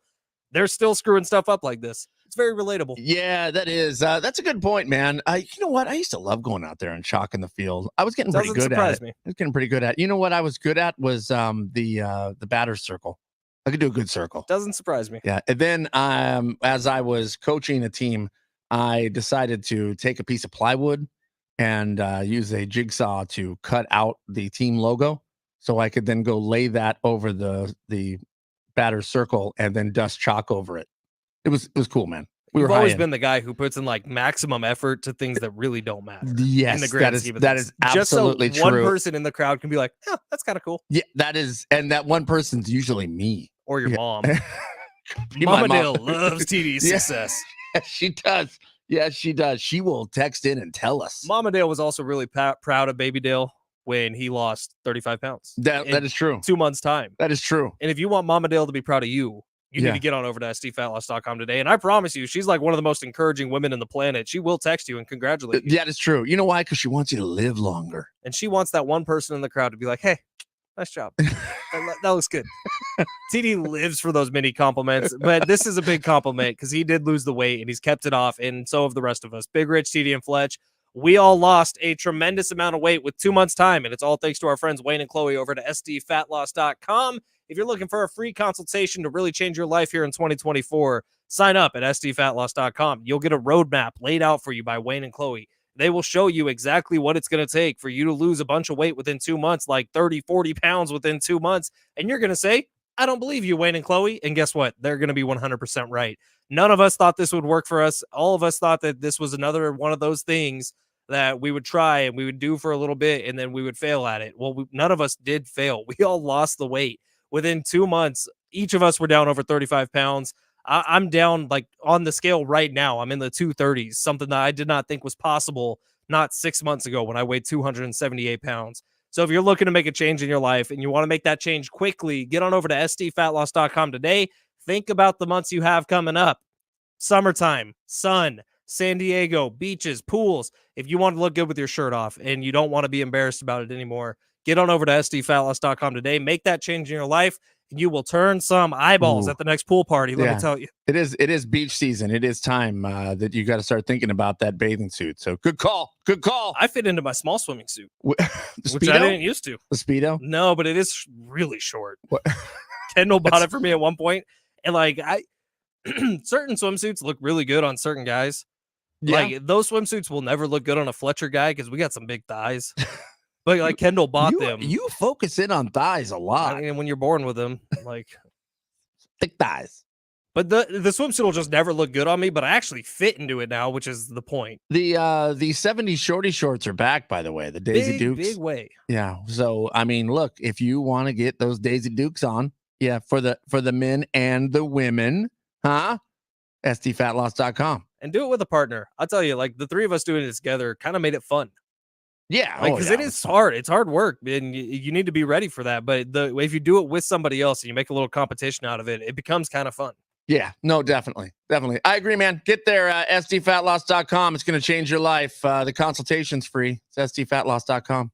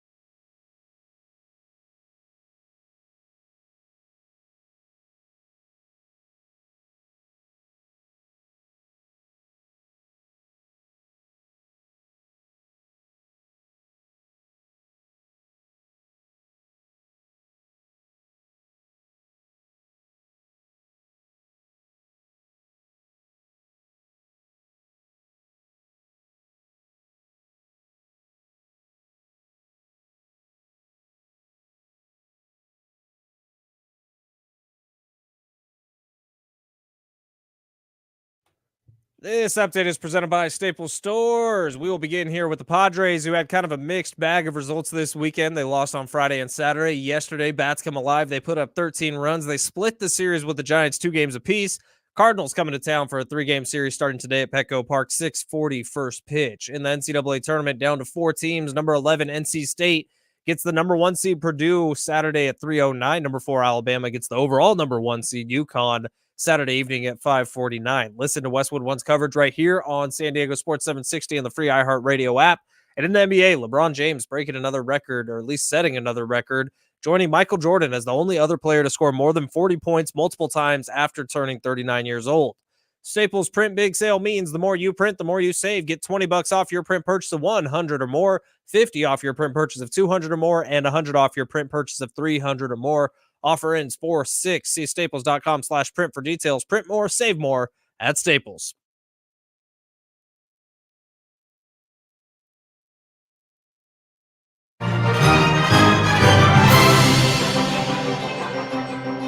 Big Rich and Fletch here on a Monday. Happy Monday to those who celebrate as Sherry walks by with the cart full of Cheez-Its, getting ready to reload the Cheez-It dispenser here at iHeart San Diego. Wow. She's doing God's work. That's right. That's right. Thank you, Sherry. Yeah, if you are listening on the free iHeartRadio app, we thank you. We welcome you in. If you are not listening on the free iHeartRadio app, make sure you download it. That way you can take us with you wherever you go. Big Rich, CD, and Fletch right in your pocket. Big Rich out today, a little vacation day. He's got to recharge. Text line thinks Rich is just getting a bunch of testosterone injected into him today. Probably. He's going to come back super yoked, which I'm here for. I mean, that'd be awesome. Maybe he can get some of that cream we were looking for. Yeah. There we go. For you to rub on your biceps. You know, when I'm doing curls? Yeah. When was the last time you were in a weight room? Like, you mean like at the doctor's office? Is there like a waiting room? Yeah. Oh, you mean like a gym? Yeah, I couldn't tell you the last time I have. I've got free weights at home, bro. SDFatLoss.com. You don't need to exercise. No, you don't. It turns out points. when you do go out and exercise and you try to go on a hike, you break your leg. That's what happens. That's why you stay away from all exercise. Everybody knows that. Is stupid. Yeah, we're gonna Somebody on a TikTok I posted about my broken leg said exercising is better than having a heart attack, because I ended it with saying moral of the story is exercising is dumb. And he said broken leg's better than having a heart attack. Okay, buzzkill. Anyways, we're looking for Padre positives only. We're going to be talking with John Schaefer, breaking down this Padres team here a little bit. Maybe some college basketball, maybe some veganism. I don't know. Who knows? Who knows where it's going to go? It's going to get wild. But our very own John Schaefer going to be joining us here in a few minutes. Meanwhile, Fletch, during the not last break, but the break before, you threw out this. Okay, so I say, wow, Paris Hilton, I think, looks more beautiful than she's ever looked before. And of course, the conversation from there goes from Paris Hilton sex tapes to Kim Kardashian sex tape to Beyonce is hotter than Kim Kardashian. Yeah, and I said, no effing way, bro. Kim Kardashian, top tier. Beyonce might be like the most beautiful woman other than my wife I've ever laid eyes on. But I mean, if you're looking at side by side, Kim Kardashian, I disagree. Beyonce, I think that's a bad take. Text line 70470. Start your message with team Beyonce or Kim K. Are we going off of pure looks? Are we adding personality? Are we adding like their paycheck? Whole package. Man, there's a lot of positives on both sides of this. Well, they're both billionaires, which is insane. That's positive number one. Is that positive number one? It might be positive number two. To what? They're both hot. Oh, okay. Yeah. See, Beyonce is next level for me, man. There's like no one that comes close to her, in my opinion. And Kim K is like kind of middling for me in the top 50. Top 50? Yeah, she's somewhere in the middle. Like, you're talking celebrities. Who's your number two? Mila Kunis. Oh, wait. Is that her name? Yeah, Mila Kunis. Mila? Yeah. That's how you say it? Mila. Mila Kunis. Do you not know who Mila Kunis is? I don't know. I think I called her Mila. I don't know. Tonic cover. But is it really Mila? Jennifer Aniston's in there. Jennifer, yeah. But But Jennifer Aniston, do you have this fear of like if you were to be like if you lived with Jennifer Aniston, like you'd hate it? Underrated one, Sandra Bullock. Oh, dude. Sandra Bullock. So remember Speed 2? No, I don't know if you were at this time period, but there was a time period where we used to carry pictures in our wallets. Did you have a Sandra Bullock picture in your wallet? Yeah, because everybody had, all their girlfriends. So I had Sandra Bullock. Well, 619's on your side early. Kim K. Thank you. 913, Ashton Kutcher's wife, TD. Come on. I knew that. I know she's Ashton Kutcher's wife. And actually, you know what I really enjoyed her in was the Bad Moms movies. Oh, with Kristen Bell and the whole gang of chicks? Yeah, Kristen Bell is top tier for me, actually. Kristen Bell checks a lot of boxes. And Reese Witherspoon. But I mean, are they Kim Kardashian hot? 913, Beyonce weighed in on Rich's absence. She said, I could have another you in a minute. Matter of fact, he'll be here in a minute. Solid text. That is solid. Wow. But if you start breaking down those Beyonce lyrics, horrible. Dumb. Her new album's pretty good. There's no way in hell that I'm listening to her new album. I want you to give it a try. I heard the clips of is it all country? It's a country-ish album. There's a song with Post Malone that's really good. That's pretty much everything I have to say about it. But Beyonce and Austin Powers is top tier. Yeah, I agree with that. Actually. I do agree with that. Austin Powers, not my favorite movies, though. So how about that? Feels like it's right up your alley. Yeah, I mean, I enjoyed them, but like Wayne's World better?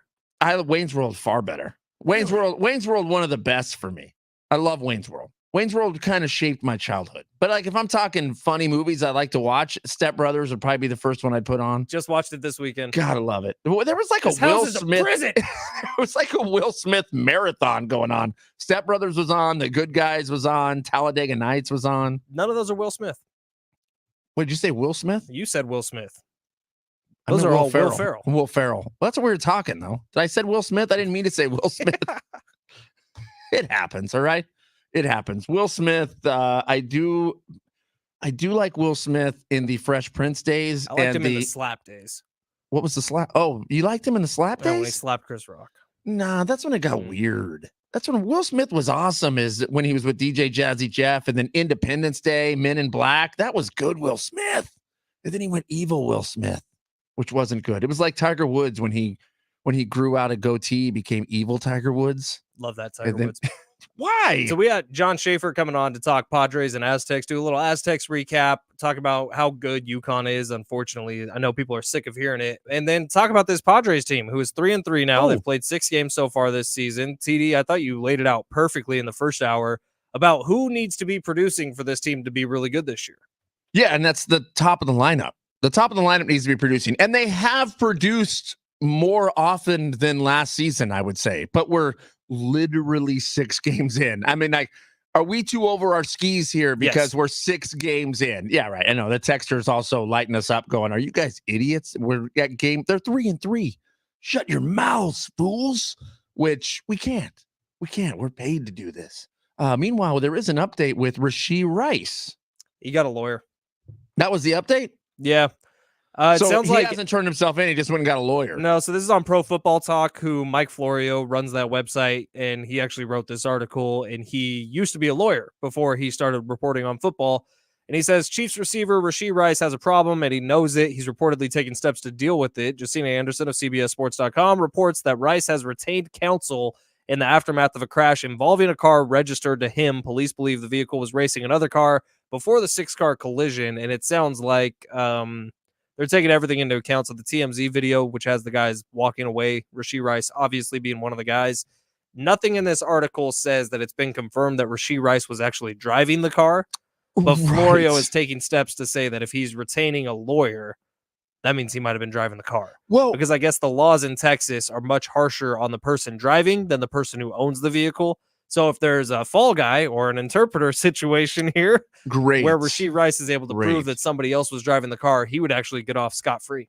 Good. Now, I'm sorry. It sure looks like you're guilty if you walk away from the vehicle. I mean, it just looks like you're guilty, whether you're driving or not. It looks like you're guilty. I would think that if he wasn't driving the vehicle, he would have gotten out and gone, dude, where are you going?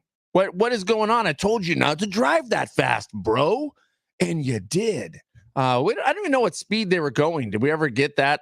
I don't think so. I mean, they were flying, man. If you're watching the video and if the guy's going 70 and that thing went by you at that speed, I would say they were probably in the 130, 140 mile hour range. Which I'll say it's a miracle nobody died in this. Dude, it was crazy. Either anybody in one of those two cars or anybody around it. The fact that nobody died. I don't even think cars flipped over. It's wild to think. Right. So luckily, nobody died. Nobody seriously injured. I haven't even heard of the injuries because the only thing we hear of is that Rashee Rice walked away from either his Vet or his Lamborghini. I would also like to know which one, or maybe he owned both. Maybe he was saying he wasn't the driver of the other one.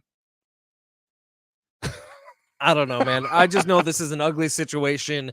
And for a wide receiver who is going into year 2 after a really productive year 1, to bring this back to football a little bit, what does this mean for his future? Like, what does this mean for Rashee Rice, the football player? And is he making this whole thing worse by not just being there, being present when the police showed up? Like, there were reports from Adam Schefter. The headline yesterday was the police are looking for Rashee Rice. Yeah, right. Across multiple states, by the way, they were looking for Rashee Rice. Meanwhile, in San Francisco, Brandon Ayuk saying, hey, look, I'm just trying to get what I deserve on a contract here. Any shot they screw this up, and now Ayuk takes the place of Rashee Rice out in Kansas City. God, I hope not. So the last thing I heard. You know what's fun, though? It's a scenario that feels like could actually happen. You know what else feels like it could happen? Justin Jefferson to the Chiefs. Like, just get ready to puke, people. I mean, it's going to get worse and worse for the Kansas City Chiefs, who are just going to add to this offense because they're able to restructure people's contracts and like everybody there who has had a little taste of winning and winning Super Bowls, all they want is more Super Bowls. So you're going to be able to go to everyone and kind of restructure contracts to give more salary cap room, which, by the way, the salary cap explodes this offseason, so they're able to afford more anyways. This is going to get worse and worse. If you're sick of the Kansas City Chiefs, get ready to get sicker, because in the position that's most important, Patrick Mahomes, he is willing to take team-friendly deals. He's already proven that. The deal he's on right now is making him ridiculously rich and is still team-friendly, and he's going to restructure that as many times as he wants. So the Chiefs are just going to keep getting better. The Brandon Ayuk thing is tricky, right? Because he puts up those cryptic posts. There's people around him in his inner circle who are putting up things. But Jed York has taken steps to become the majority owner of the San Francisco 49ers, moving up from just like the CEO and partial owner. And I think he is committing to not only Brandon Ayuk, but Brock Purdy, that he is going to spend some big cash on them. He had a press conference earlier this week or last week where he said, yeah, it doesn't concern me, this money that I'm going to have to spend. He's going to have to spend some cash. I mean, you're going to have to pony it up because Brandon Ayuk is next level. And he's a guy that that you're going to want on the team if you want to continue to have some sort of run at a shot at dominance here. You want a hot take? Yeah. I'd rather have Brandon Ayuk than Deebo Samuel at this point. That's a hot take. I would be okay with the 49ers moving off of Deebo Samuel. That's a hot take. Another hot take are the Padres. Padres are not looking too shabby here. Padres looking like a different team than last year. Actually, the Padres not only looking like a different team because they're actually putting runs on the board, but they feel like a different team. They feel like something has shifted there in the clubhouse. Something has shifted in the dugout. Something has shifted with the front office there, because where it felt like there was a lot of negativity last season, all of a sudden there's smiles, there's high fives. It's a lot of the things that we complained about that we didn't see, that we were asking for. We wanted to see this happen in the Padre dugout, and nobody knows Padres more than our own John Schaefer. You hear him every single day here, 3 to 6, San Diego Sports 760, along with some other guy. I don't know, Jim, but he's been known as the Woat. But John, how are you this morning, buddy? Hey, D, Fletch, how you guys doing? Good to be talking. Yeah, we're good, man. You know what? Right out of the gate, I guess I should ask, like, who do you think is hotter, Kim Kardashian, or Beyonce? I mean, like, what? It's been a heated debate here. No, I don't have a full reaction. I haven't heard this conversation. Well, but you can't, like, your gut doesn't go, oh, it's Kim K. Kim K, definitely. No, I mean, I'll say in terms of like popularity, I think it's probably not close. It's got to be Beyonce, right? Actually, it might be popularity, close. I think Kim K probably has a bigger. What? Well, here's the They deal. actually just lost an album this weekend. Yeah, I mean, but the no album way. sucks. No, it doesn't. John, here's the thing. You know how you like don't watch movies or anything? Like TD doesn't like Beyonce. He might be the only person in America, but he thinks her music sucks. He somehow thinks she's ugly. He I thinks don't that think she's a ugly. bad songwriter. No, I'm a fan. I'm a fan. She's a Beyonce terrible fan. songwriter. It's not even close. She's a terrible love songwriter. It's like listening to Weird Al Yankovic, except Weird Al Yankovic did it on purpose. That's all. No. That's all. No way. Disagree. Well, John, that's actually not why we brought you on this morning, although I'm glad we went there. Yeah. But let's start with Aztecs and just your thoughts on the season as a whole. Obviously, UConn is just this buzzsaw. They're kind of doing it to everybody. Illinois game looked exactly like the San Diego State game for a lot of it. But when you think about this Aztecs season, where does it go down in San Diego State history, and what are your takeaways from it? I think it was a great year. And I think that, it's hard when you go up against what may be a historically good team. And we'll see what happens with UConn. I mean, they still have to win 2 games, but the 10 games they've played in the NCAA tournament the last 2 years are historically good performances. I mean, it's really incredible the manner in which they've won. I truly believe the best game they've gotten over that stretch is San Diego State in the national championship game, which was a good game. I mean, the Aztecs were in that game for most of it, including with about 5 minutes to play. And we'll never know, if they made an additional play or two. But, UConn was really good last year, and you could argue they're better. I mean, I think right now they are better. So it doesn't take away from me from San Diego State. It's hard to reach the Sweet 16. There's a lot of terrific programs that haven't been to a Sweet 16 in the last handful of years, and San Diego State's been to, 2 in the last 2 years. So I thought it was a very good year, one of the more enjoyable that I've been a part of. I mean, since Brian Dutcher took over as head coach, they've had a national championship game appearance and they've had a Sweet 16. So I put it up there as one of the better years the Aztecs have had here in recent history. Hey, John, remaining teams, Alabama, who will take on UConn. And then on the other side, you got NC State and the number 1 seed Purdue. Out of those 3 teams, who do you think could take down this UConn team?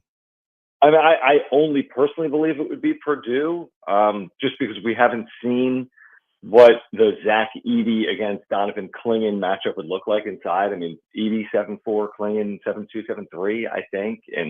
But I just think UConn has more weapons. I think UConn is so much more than Donovan Clingan. And I do think Purdue is more than Zach Edey, although Zach Edey is also having a historically good season. Until someone knocks off UConn, I'm going to find it hard to believe that someone is capable of doing it this year. But if there's someone that's going to give them a game, my guess would be Purdue among the other teams remaining. John, it's been 1 year exactly since Lamont Butler pulled the biggest April Fool's joke ever, making people think FAU was making it to the final or to the national championship game. He hits that shot. I can't believe it's been exactly 1 year since that moment, but you were there in Houston. If you could take us back, the emotions that ran through the crowd, the emotions you were feeling at the time with Butler at the buzzer. Yeah, it's the most amazing sports moment I've ever attended live, and I don't have a close second that would come to mind. It was, you guys are, I know Fletch specifically is like an MMA guy, but like, that feeling of like when something big happens in a prize fight that everyone's been really anticipating.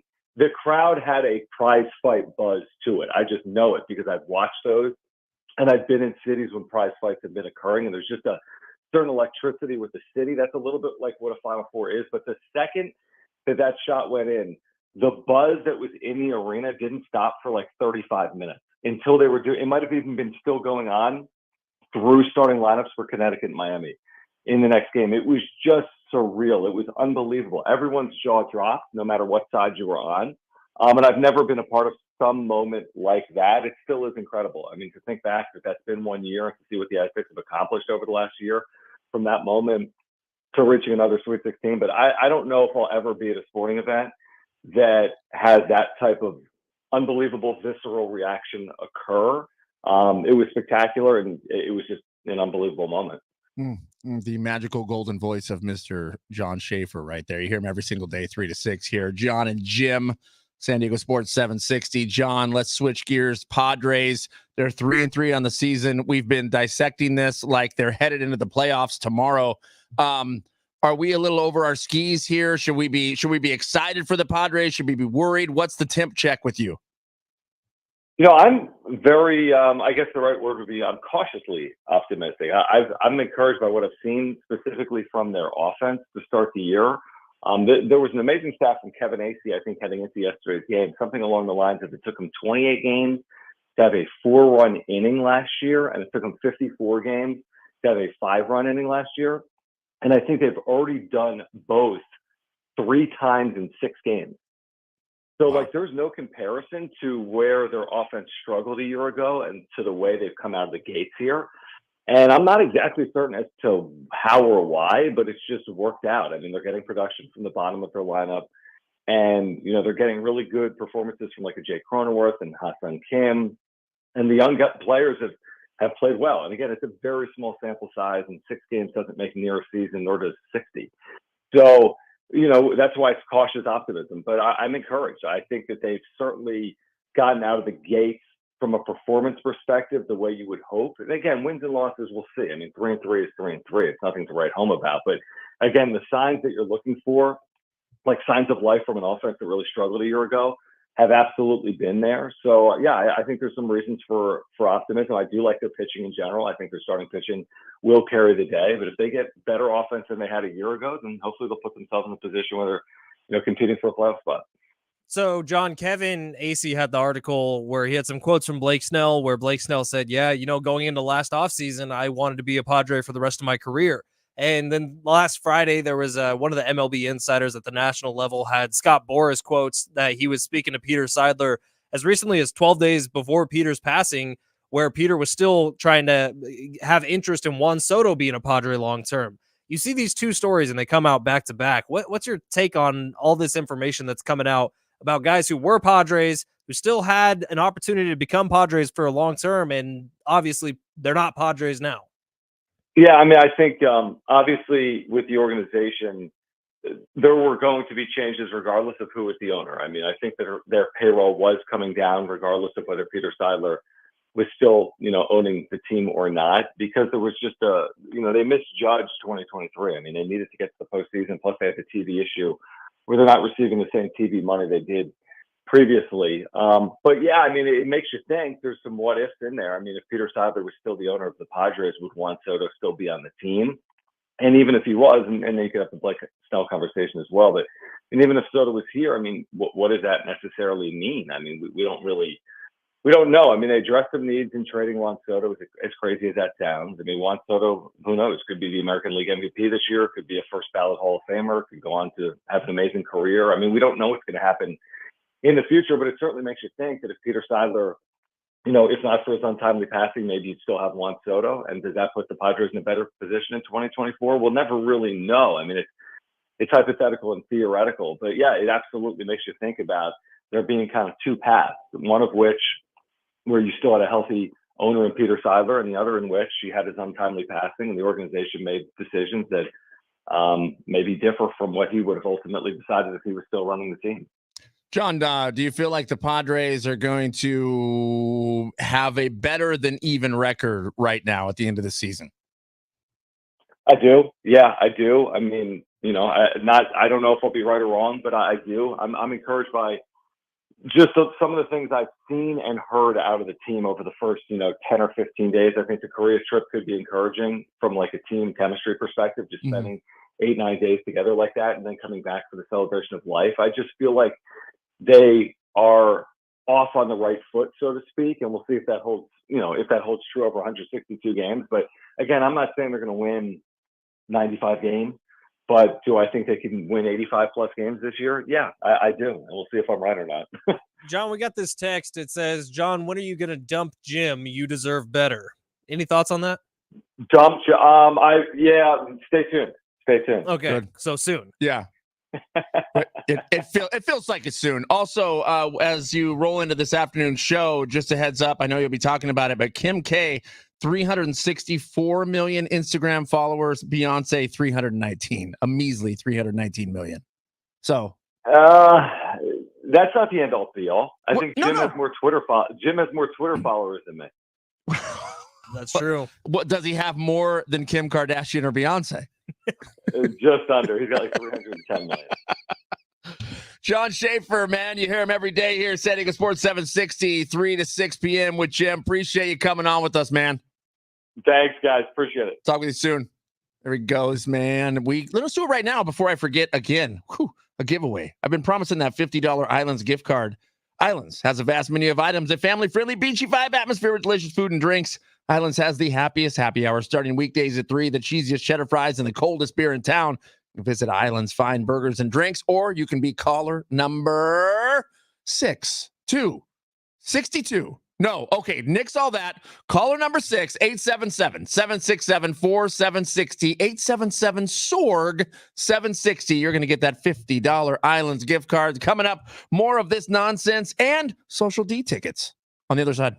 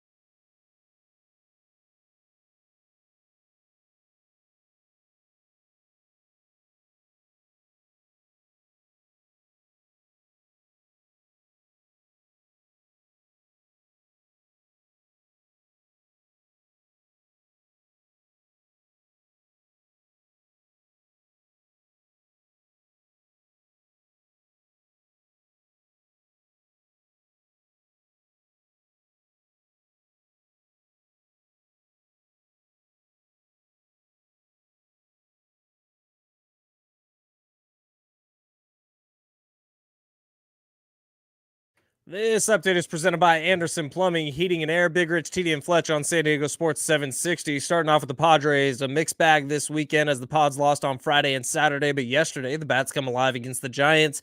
Padres power in 13 runs. They split the series with the Giants. St. Louis Cardinals coming to town for a 3-gamer starting today at Petco Park. 6:40 first pitch. Knuckleballer Matt Waldron on the mound for the Friars in the NCAA tournament, down to 4. Number 11, NC State faces off with 1 seed Purdue Saturday at 3:09. Number 4, Alabama gets the overall number 1 seed UConn Saturday evening at 5:49. Listen to Westwood One's coverage this Saturday right here on San Diego Sports 760 and the free iHeartRadio app. This update was presented by Anderson Plumbing, Heating, and Air.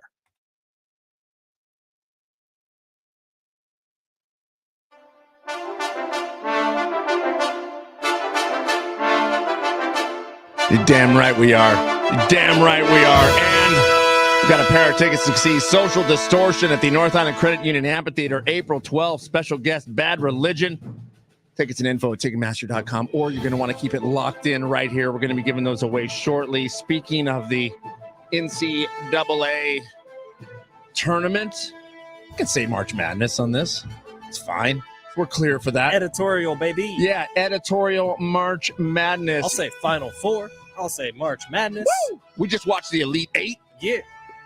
Hashtag royalty free. Hashtag NC State is freaking awesome to watch. Dude, NC State is fun. I know that Purdue UConn is going to be a better game in the national championship. Like I think that NC State probably doesn't pose much of a challenge at all for UConn. But I just want to see more NC State. Like they very much feel like San Diego State felt a year ago, where all of a sudden Darion Trammell and Lamont Butler became household names all across the country. DJ Burns Jr. has been the most viral part of all of the NCAA tournament this year, and it's because he has this bigger than life personality, and his game kind of talks the same way because the way he plays is just big play after big play and awesome, like around the hoop, under the backboard shots that it seems like he's the only one making. Well, and he's playing some serious D. I mean, I love it. You know all about that. I do. Serious D. Tenacious even. Tenacious. I mean, triumphant D. That's all I play, and everybody knows that around this building. No, it's just fun to watch. They're a fun watch, and that's what makes it exciting. This is a team that isn't supposed to be here, so that's the team you start to root for, right? The underdogs, the Cinderella story, and they lay it out every single time they're out there on the court, which that's how you start drumming up the fan base. And it's not just that they're not supposed to be here in the Final Four, which they're in the freaking Final Four by passing up Duke yesterday, actually. They weren't supposed to be in the NCAA tournament to begin with. They were a bid stealer. They were a team that won their conference tournament. The only way they won their conference tournament, by the way, was from a free throw shooter on the opposing team. I can't remember who they played now, but the free throw shooter was an 87% free throw shooter his entire career at this college. He missed 2 in a row to keep the score at 3 points.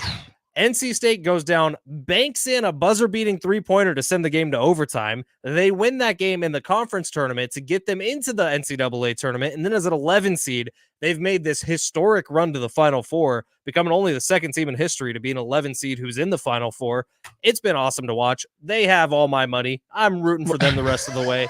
Go NC State. Win, please. That's why you play the game, though, right? The outcome is not determined. That's why you got to go out there and play the game. However, when UConn plays the game, it feels like the outcome is determined. It's a fait accompli. Good Lord, man.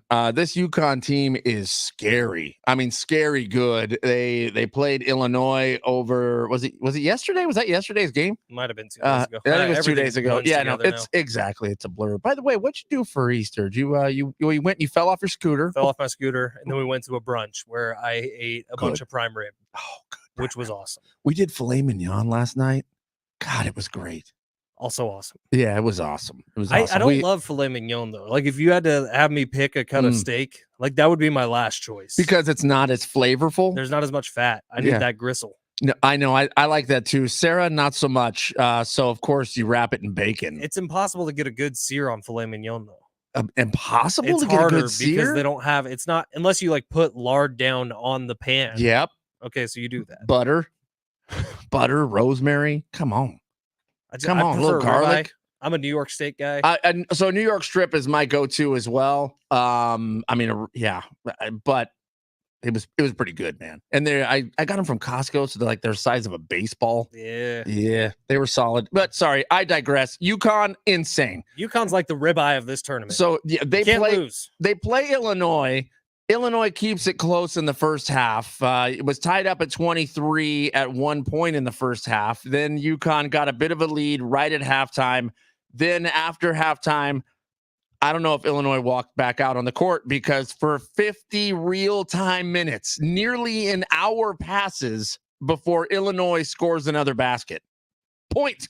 And what's annoying is that the headlines all go to UConn's offense, right? Because UConn goes on these massive runs. And that's what we said, by the way, if you remember going into the San Diego State game. The run, by the way, was 30-0. 30-0, and they do this frequently, maybe not to that extent, but you saw it in the San Diego State game. It's like you felt like San Diego State was doing a really good job of keeping it close in the first half for a long time. But then at the very end of the first half, what did UConn do? They went on a little bit of a run, got up by 9 points heading into halftime, even though the first half was played much more closer, much more even. And then in the second half, if they have any sort of lead, they could just walk away from you. Dan Hurley was asked about this, UConn's head coach. He was asked why it feels like they're just blowing everybody out. Is it the level of competition? Are they that much better? Whatever. And you know what his response was?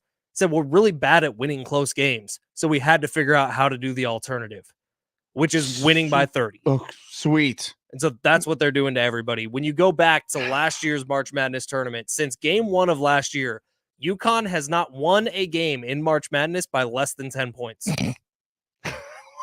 And if you look at this season or this year's tournament, their opponent has not scored more than 58. And that's only happened once. Everybody else, they can't get more than 52 points. It's wild, man. I mean, honestly, like we're watching history happen, and I feel like in San Diego, we have this jaded mindset towards UConn because, well, San Diego State has been knocked out by UConn now 2 years in a row. But I think if we were anywhere else, we'd be looking at this and seeing, my God, this is special. Yeah. This is college basketball at its absolute peak, and that's what you're seeing in UConn. And if you're an Aztec fan, I feel like you can live with a 30-point loss to him. I feel like you can live with a 17-point loss to him in the national championship. I mean, it stings. Yeah. No doubt. But UConn is doing, it's a lot like teams that were in the AFC East when Brady was dominant. Right. It makes it a little more palatable when you're like, well, look at this team that we were up against. It's a historic team. We get it. We'll take the Sweet 16 berth. 8:45 on the money. That's the time you need. 8:45 on the money. That way, if you're listening on the free iHeartRadio app, which we hope you are, you have a shot here at the Social D tickets. Social Distortion, North Island Credit Union Amphitheater, April 12th. Special guest, Bad Religion. If you're looking to buy tickets, Ticketmaster.com or 8:45. Caller number 5, 877-767-4760. Just opened up ESPN, and the headline is "A True Yankee." And it's Juan Soto. Yeah. Come on. Juan Soto out in New York. He's hitting 529. 529. He's got a 600 over on 6 base games. percentage. His 9 hits. Wouldn't it be hilarious if that's how the season ended? I mean, they go full 162 and he's still batting 529. I mean, it's not going to happen. And no one's been close to 400 for a while. Like, I think Tony Gwynn was the last one to get super close to it. He's at like 394. And that's how much of a slap in the face would it be if Soto finishes 395? Then I have to make a new beer. Well, he's not San Diego. I know.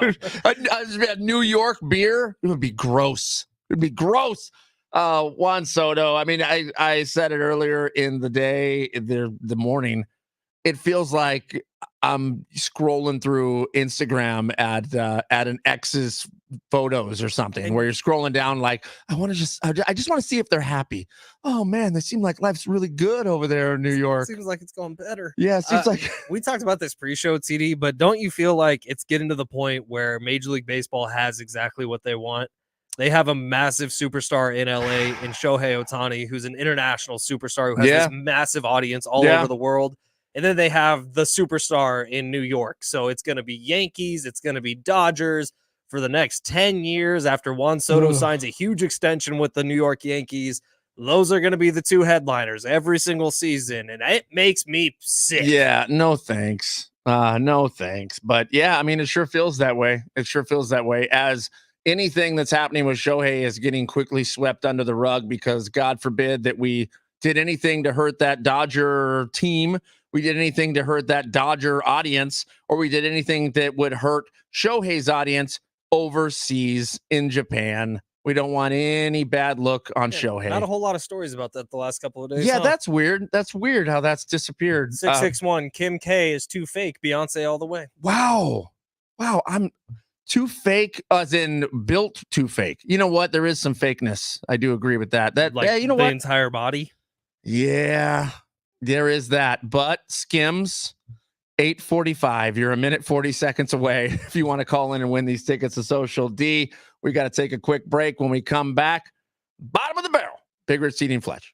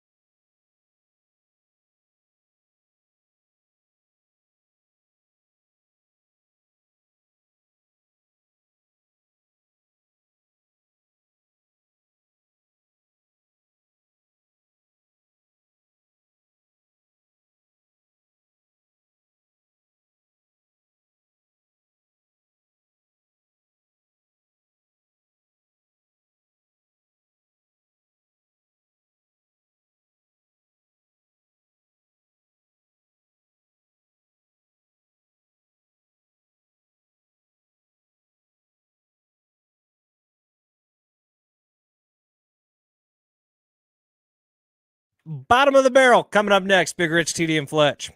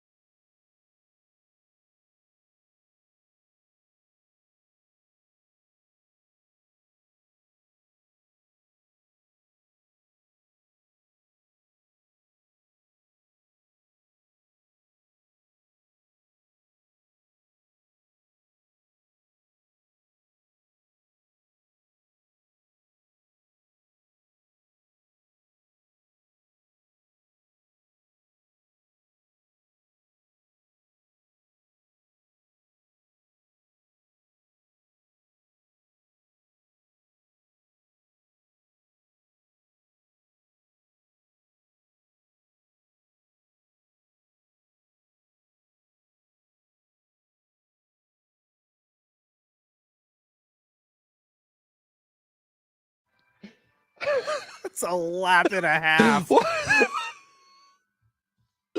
Wanted to give that one to you right before we came back on. Not cool, dude. What? Come on. I bet they do.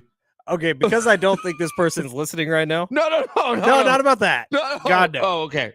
We've been invited to go get snacks immediately following the show at an office here in this building. That's right. And you quickly were like, it's April Fool's Day. We cannot go. Yeah, well, because snacks are never offered up. Like, Never. you know, so all of a sudden it's like, hey, make sure you come on over and get snacks. It's for sure a prank. It's for sure. I mean, like, we're either going to be poisoned and we die, or we're getting fired. That's it. Those are the only options. Yeah. We're not getting snacks. Not getting snacks. So I have the idea. I think we're going to take Newsman Marty. Okay. And we're just going to ride him in front of my scooter. He's going to be our human shield as we walk in case she has like those jumping snakes that come out. Sounded dirty. Yeah. Yeah. Sounded real dirty. No, that's a good call. Human shield is where it's at. And I mean, obviously, we're going to need a taste tester before we get there. Also, like, you know, they're poisoned if they're like homemade snacks. Bad dates. Yeah.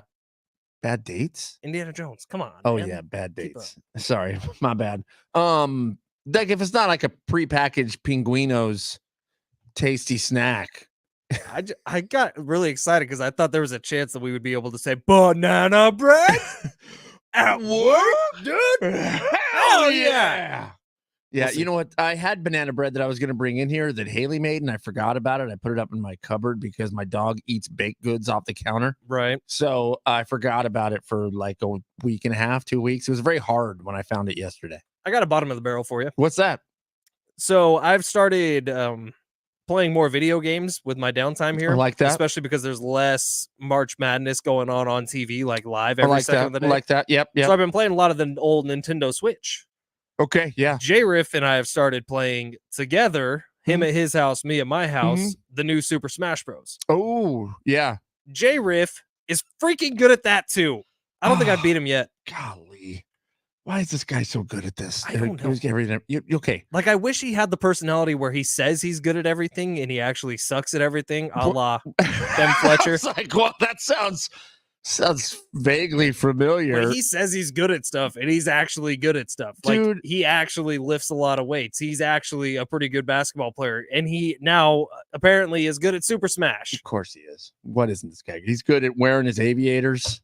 He always picks the dumbest characters, too. The ones from games like you've never heard of. And he beats you? Like, I'm going Captain Falcon, Samus, Mario. I've heard of Mario. Hey, what's Captain Falcon? I don't know. He's in all the original Super Smash games. I never played Super Smash Brothers. Yeah, that was actually after my time, so I didn't really get a lot of Super Smash. However, F-Zero 99 on the Switch, that's a game. I mean, that is a game. You not play that? No, never heard of it. What? Dude, it's F-Zero. You're racing against 100 people, though. Well, get Super Smash Bros. You, me, and J-Riff can all play together. Okay, it's on like Donkey Kong. You know what it's not on with is Lizzo. Apparently, Lizzo says she's quitting music. Why? Because she's tired of getting dragged by everyone. You remember that was the quote. Drag. Yeah. In a minute, I'm gonna need a sentimental man, a woman to pump me up. Feeling fussy, walking in my Balenciennes, trying to bring back the fab you lost. I don't give way too much. Yeah. Well, she got in trouble. Remember, she was saying she was bad mean things. To her backup dancers. Yeah. So now she's kind of been on the outs, and so she's saying, "Look, I'm tired of getting." Drugged through the mud by everybody. So I'm out of here. I quit. I doubt it, right? No, she'll have a tour. Elton John's quit 20 times. Right. Yeah. we saw that farewell tour, and we'll see it again when it comes back to Petco Park. Also in the movies, Godzilla versus Kong, Godzilla X Kong. Is that the name? It looks cool to me. It took the #1 spot, raked in $80 million. It beat out Ghostbusters. I'd go see that movie over Ghostbusters for sure. Wow, really? I haven't seen any of the new Ghostbusters movies, but okay, I haven't exactly heard good things about them. The last one was great. Afterlife was Paul great. Rudd in the ones? Yeah, Paul Rudd's in the last one. Okay, well, I'm about to be all high up on painkillers and drugs, so maybe it's time to watch Ghostbusters. Can you rent it at home, or you got to go to the movie theater? I'm sure I'll be able to watch whatever one came out a couple years ago. Yeah, you can watch that one for sure. That's a good one right there. As High Fletch will take a trip to the movies. I don't know when our hard out time is, but I feel like it's probably coming close. We got 1 minute exactly. Okay, well then we'll play a little outro music here, and then I will maybe not. Wait, where'd my music go? Or not. Either way. No, it's disappeared. Who do we think? We thank John Schaefer. We do thank John finding Schaefer. This music. Where the hell did it go? Who we thank whoever won the Islands gift card. Edwin. Edwin. Thank you, Edwin. And we thank whoever won the Social D tickets. John Schaefer won. Oh, John. Different John. Okay, John. Congratulations to John and Edwin, and thank you, John Schaefer. It is an April Fool's Day. We got to head over to the boss's office and probably get poisoned. Rich will be back with us tomorrow on an April 2nd as he took a day off. But we'll be back tomorrow. Colin Coward and the Herd coming up next. Go Padres. We'll see you tomorrow. Big Rich, Seedy, and Fletch.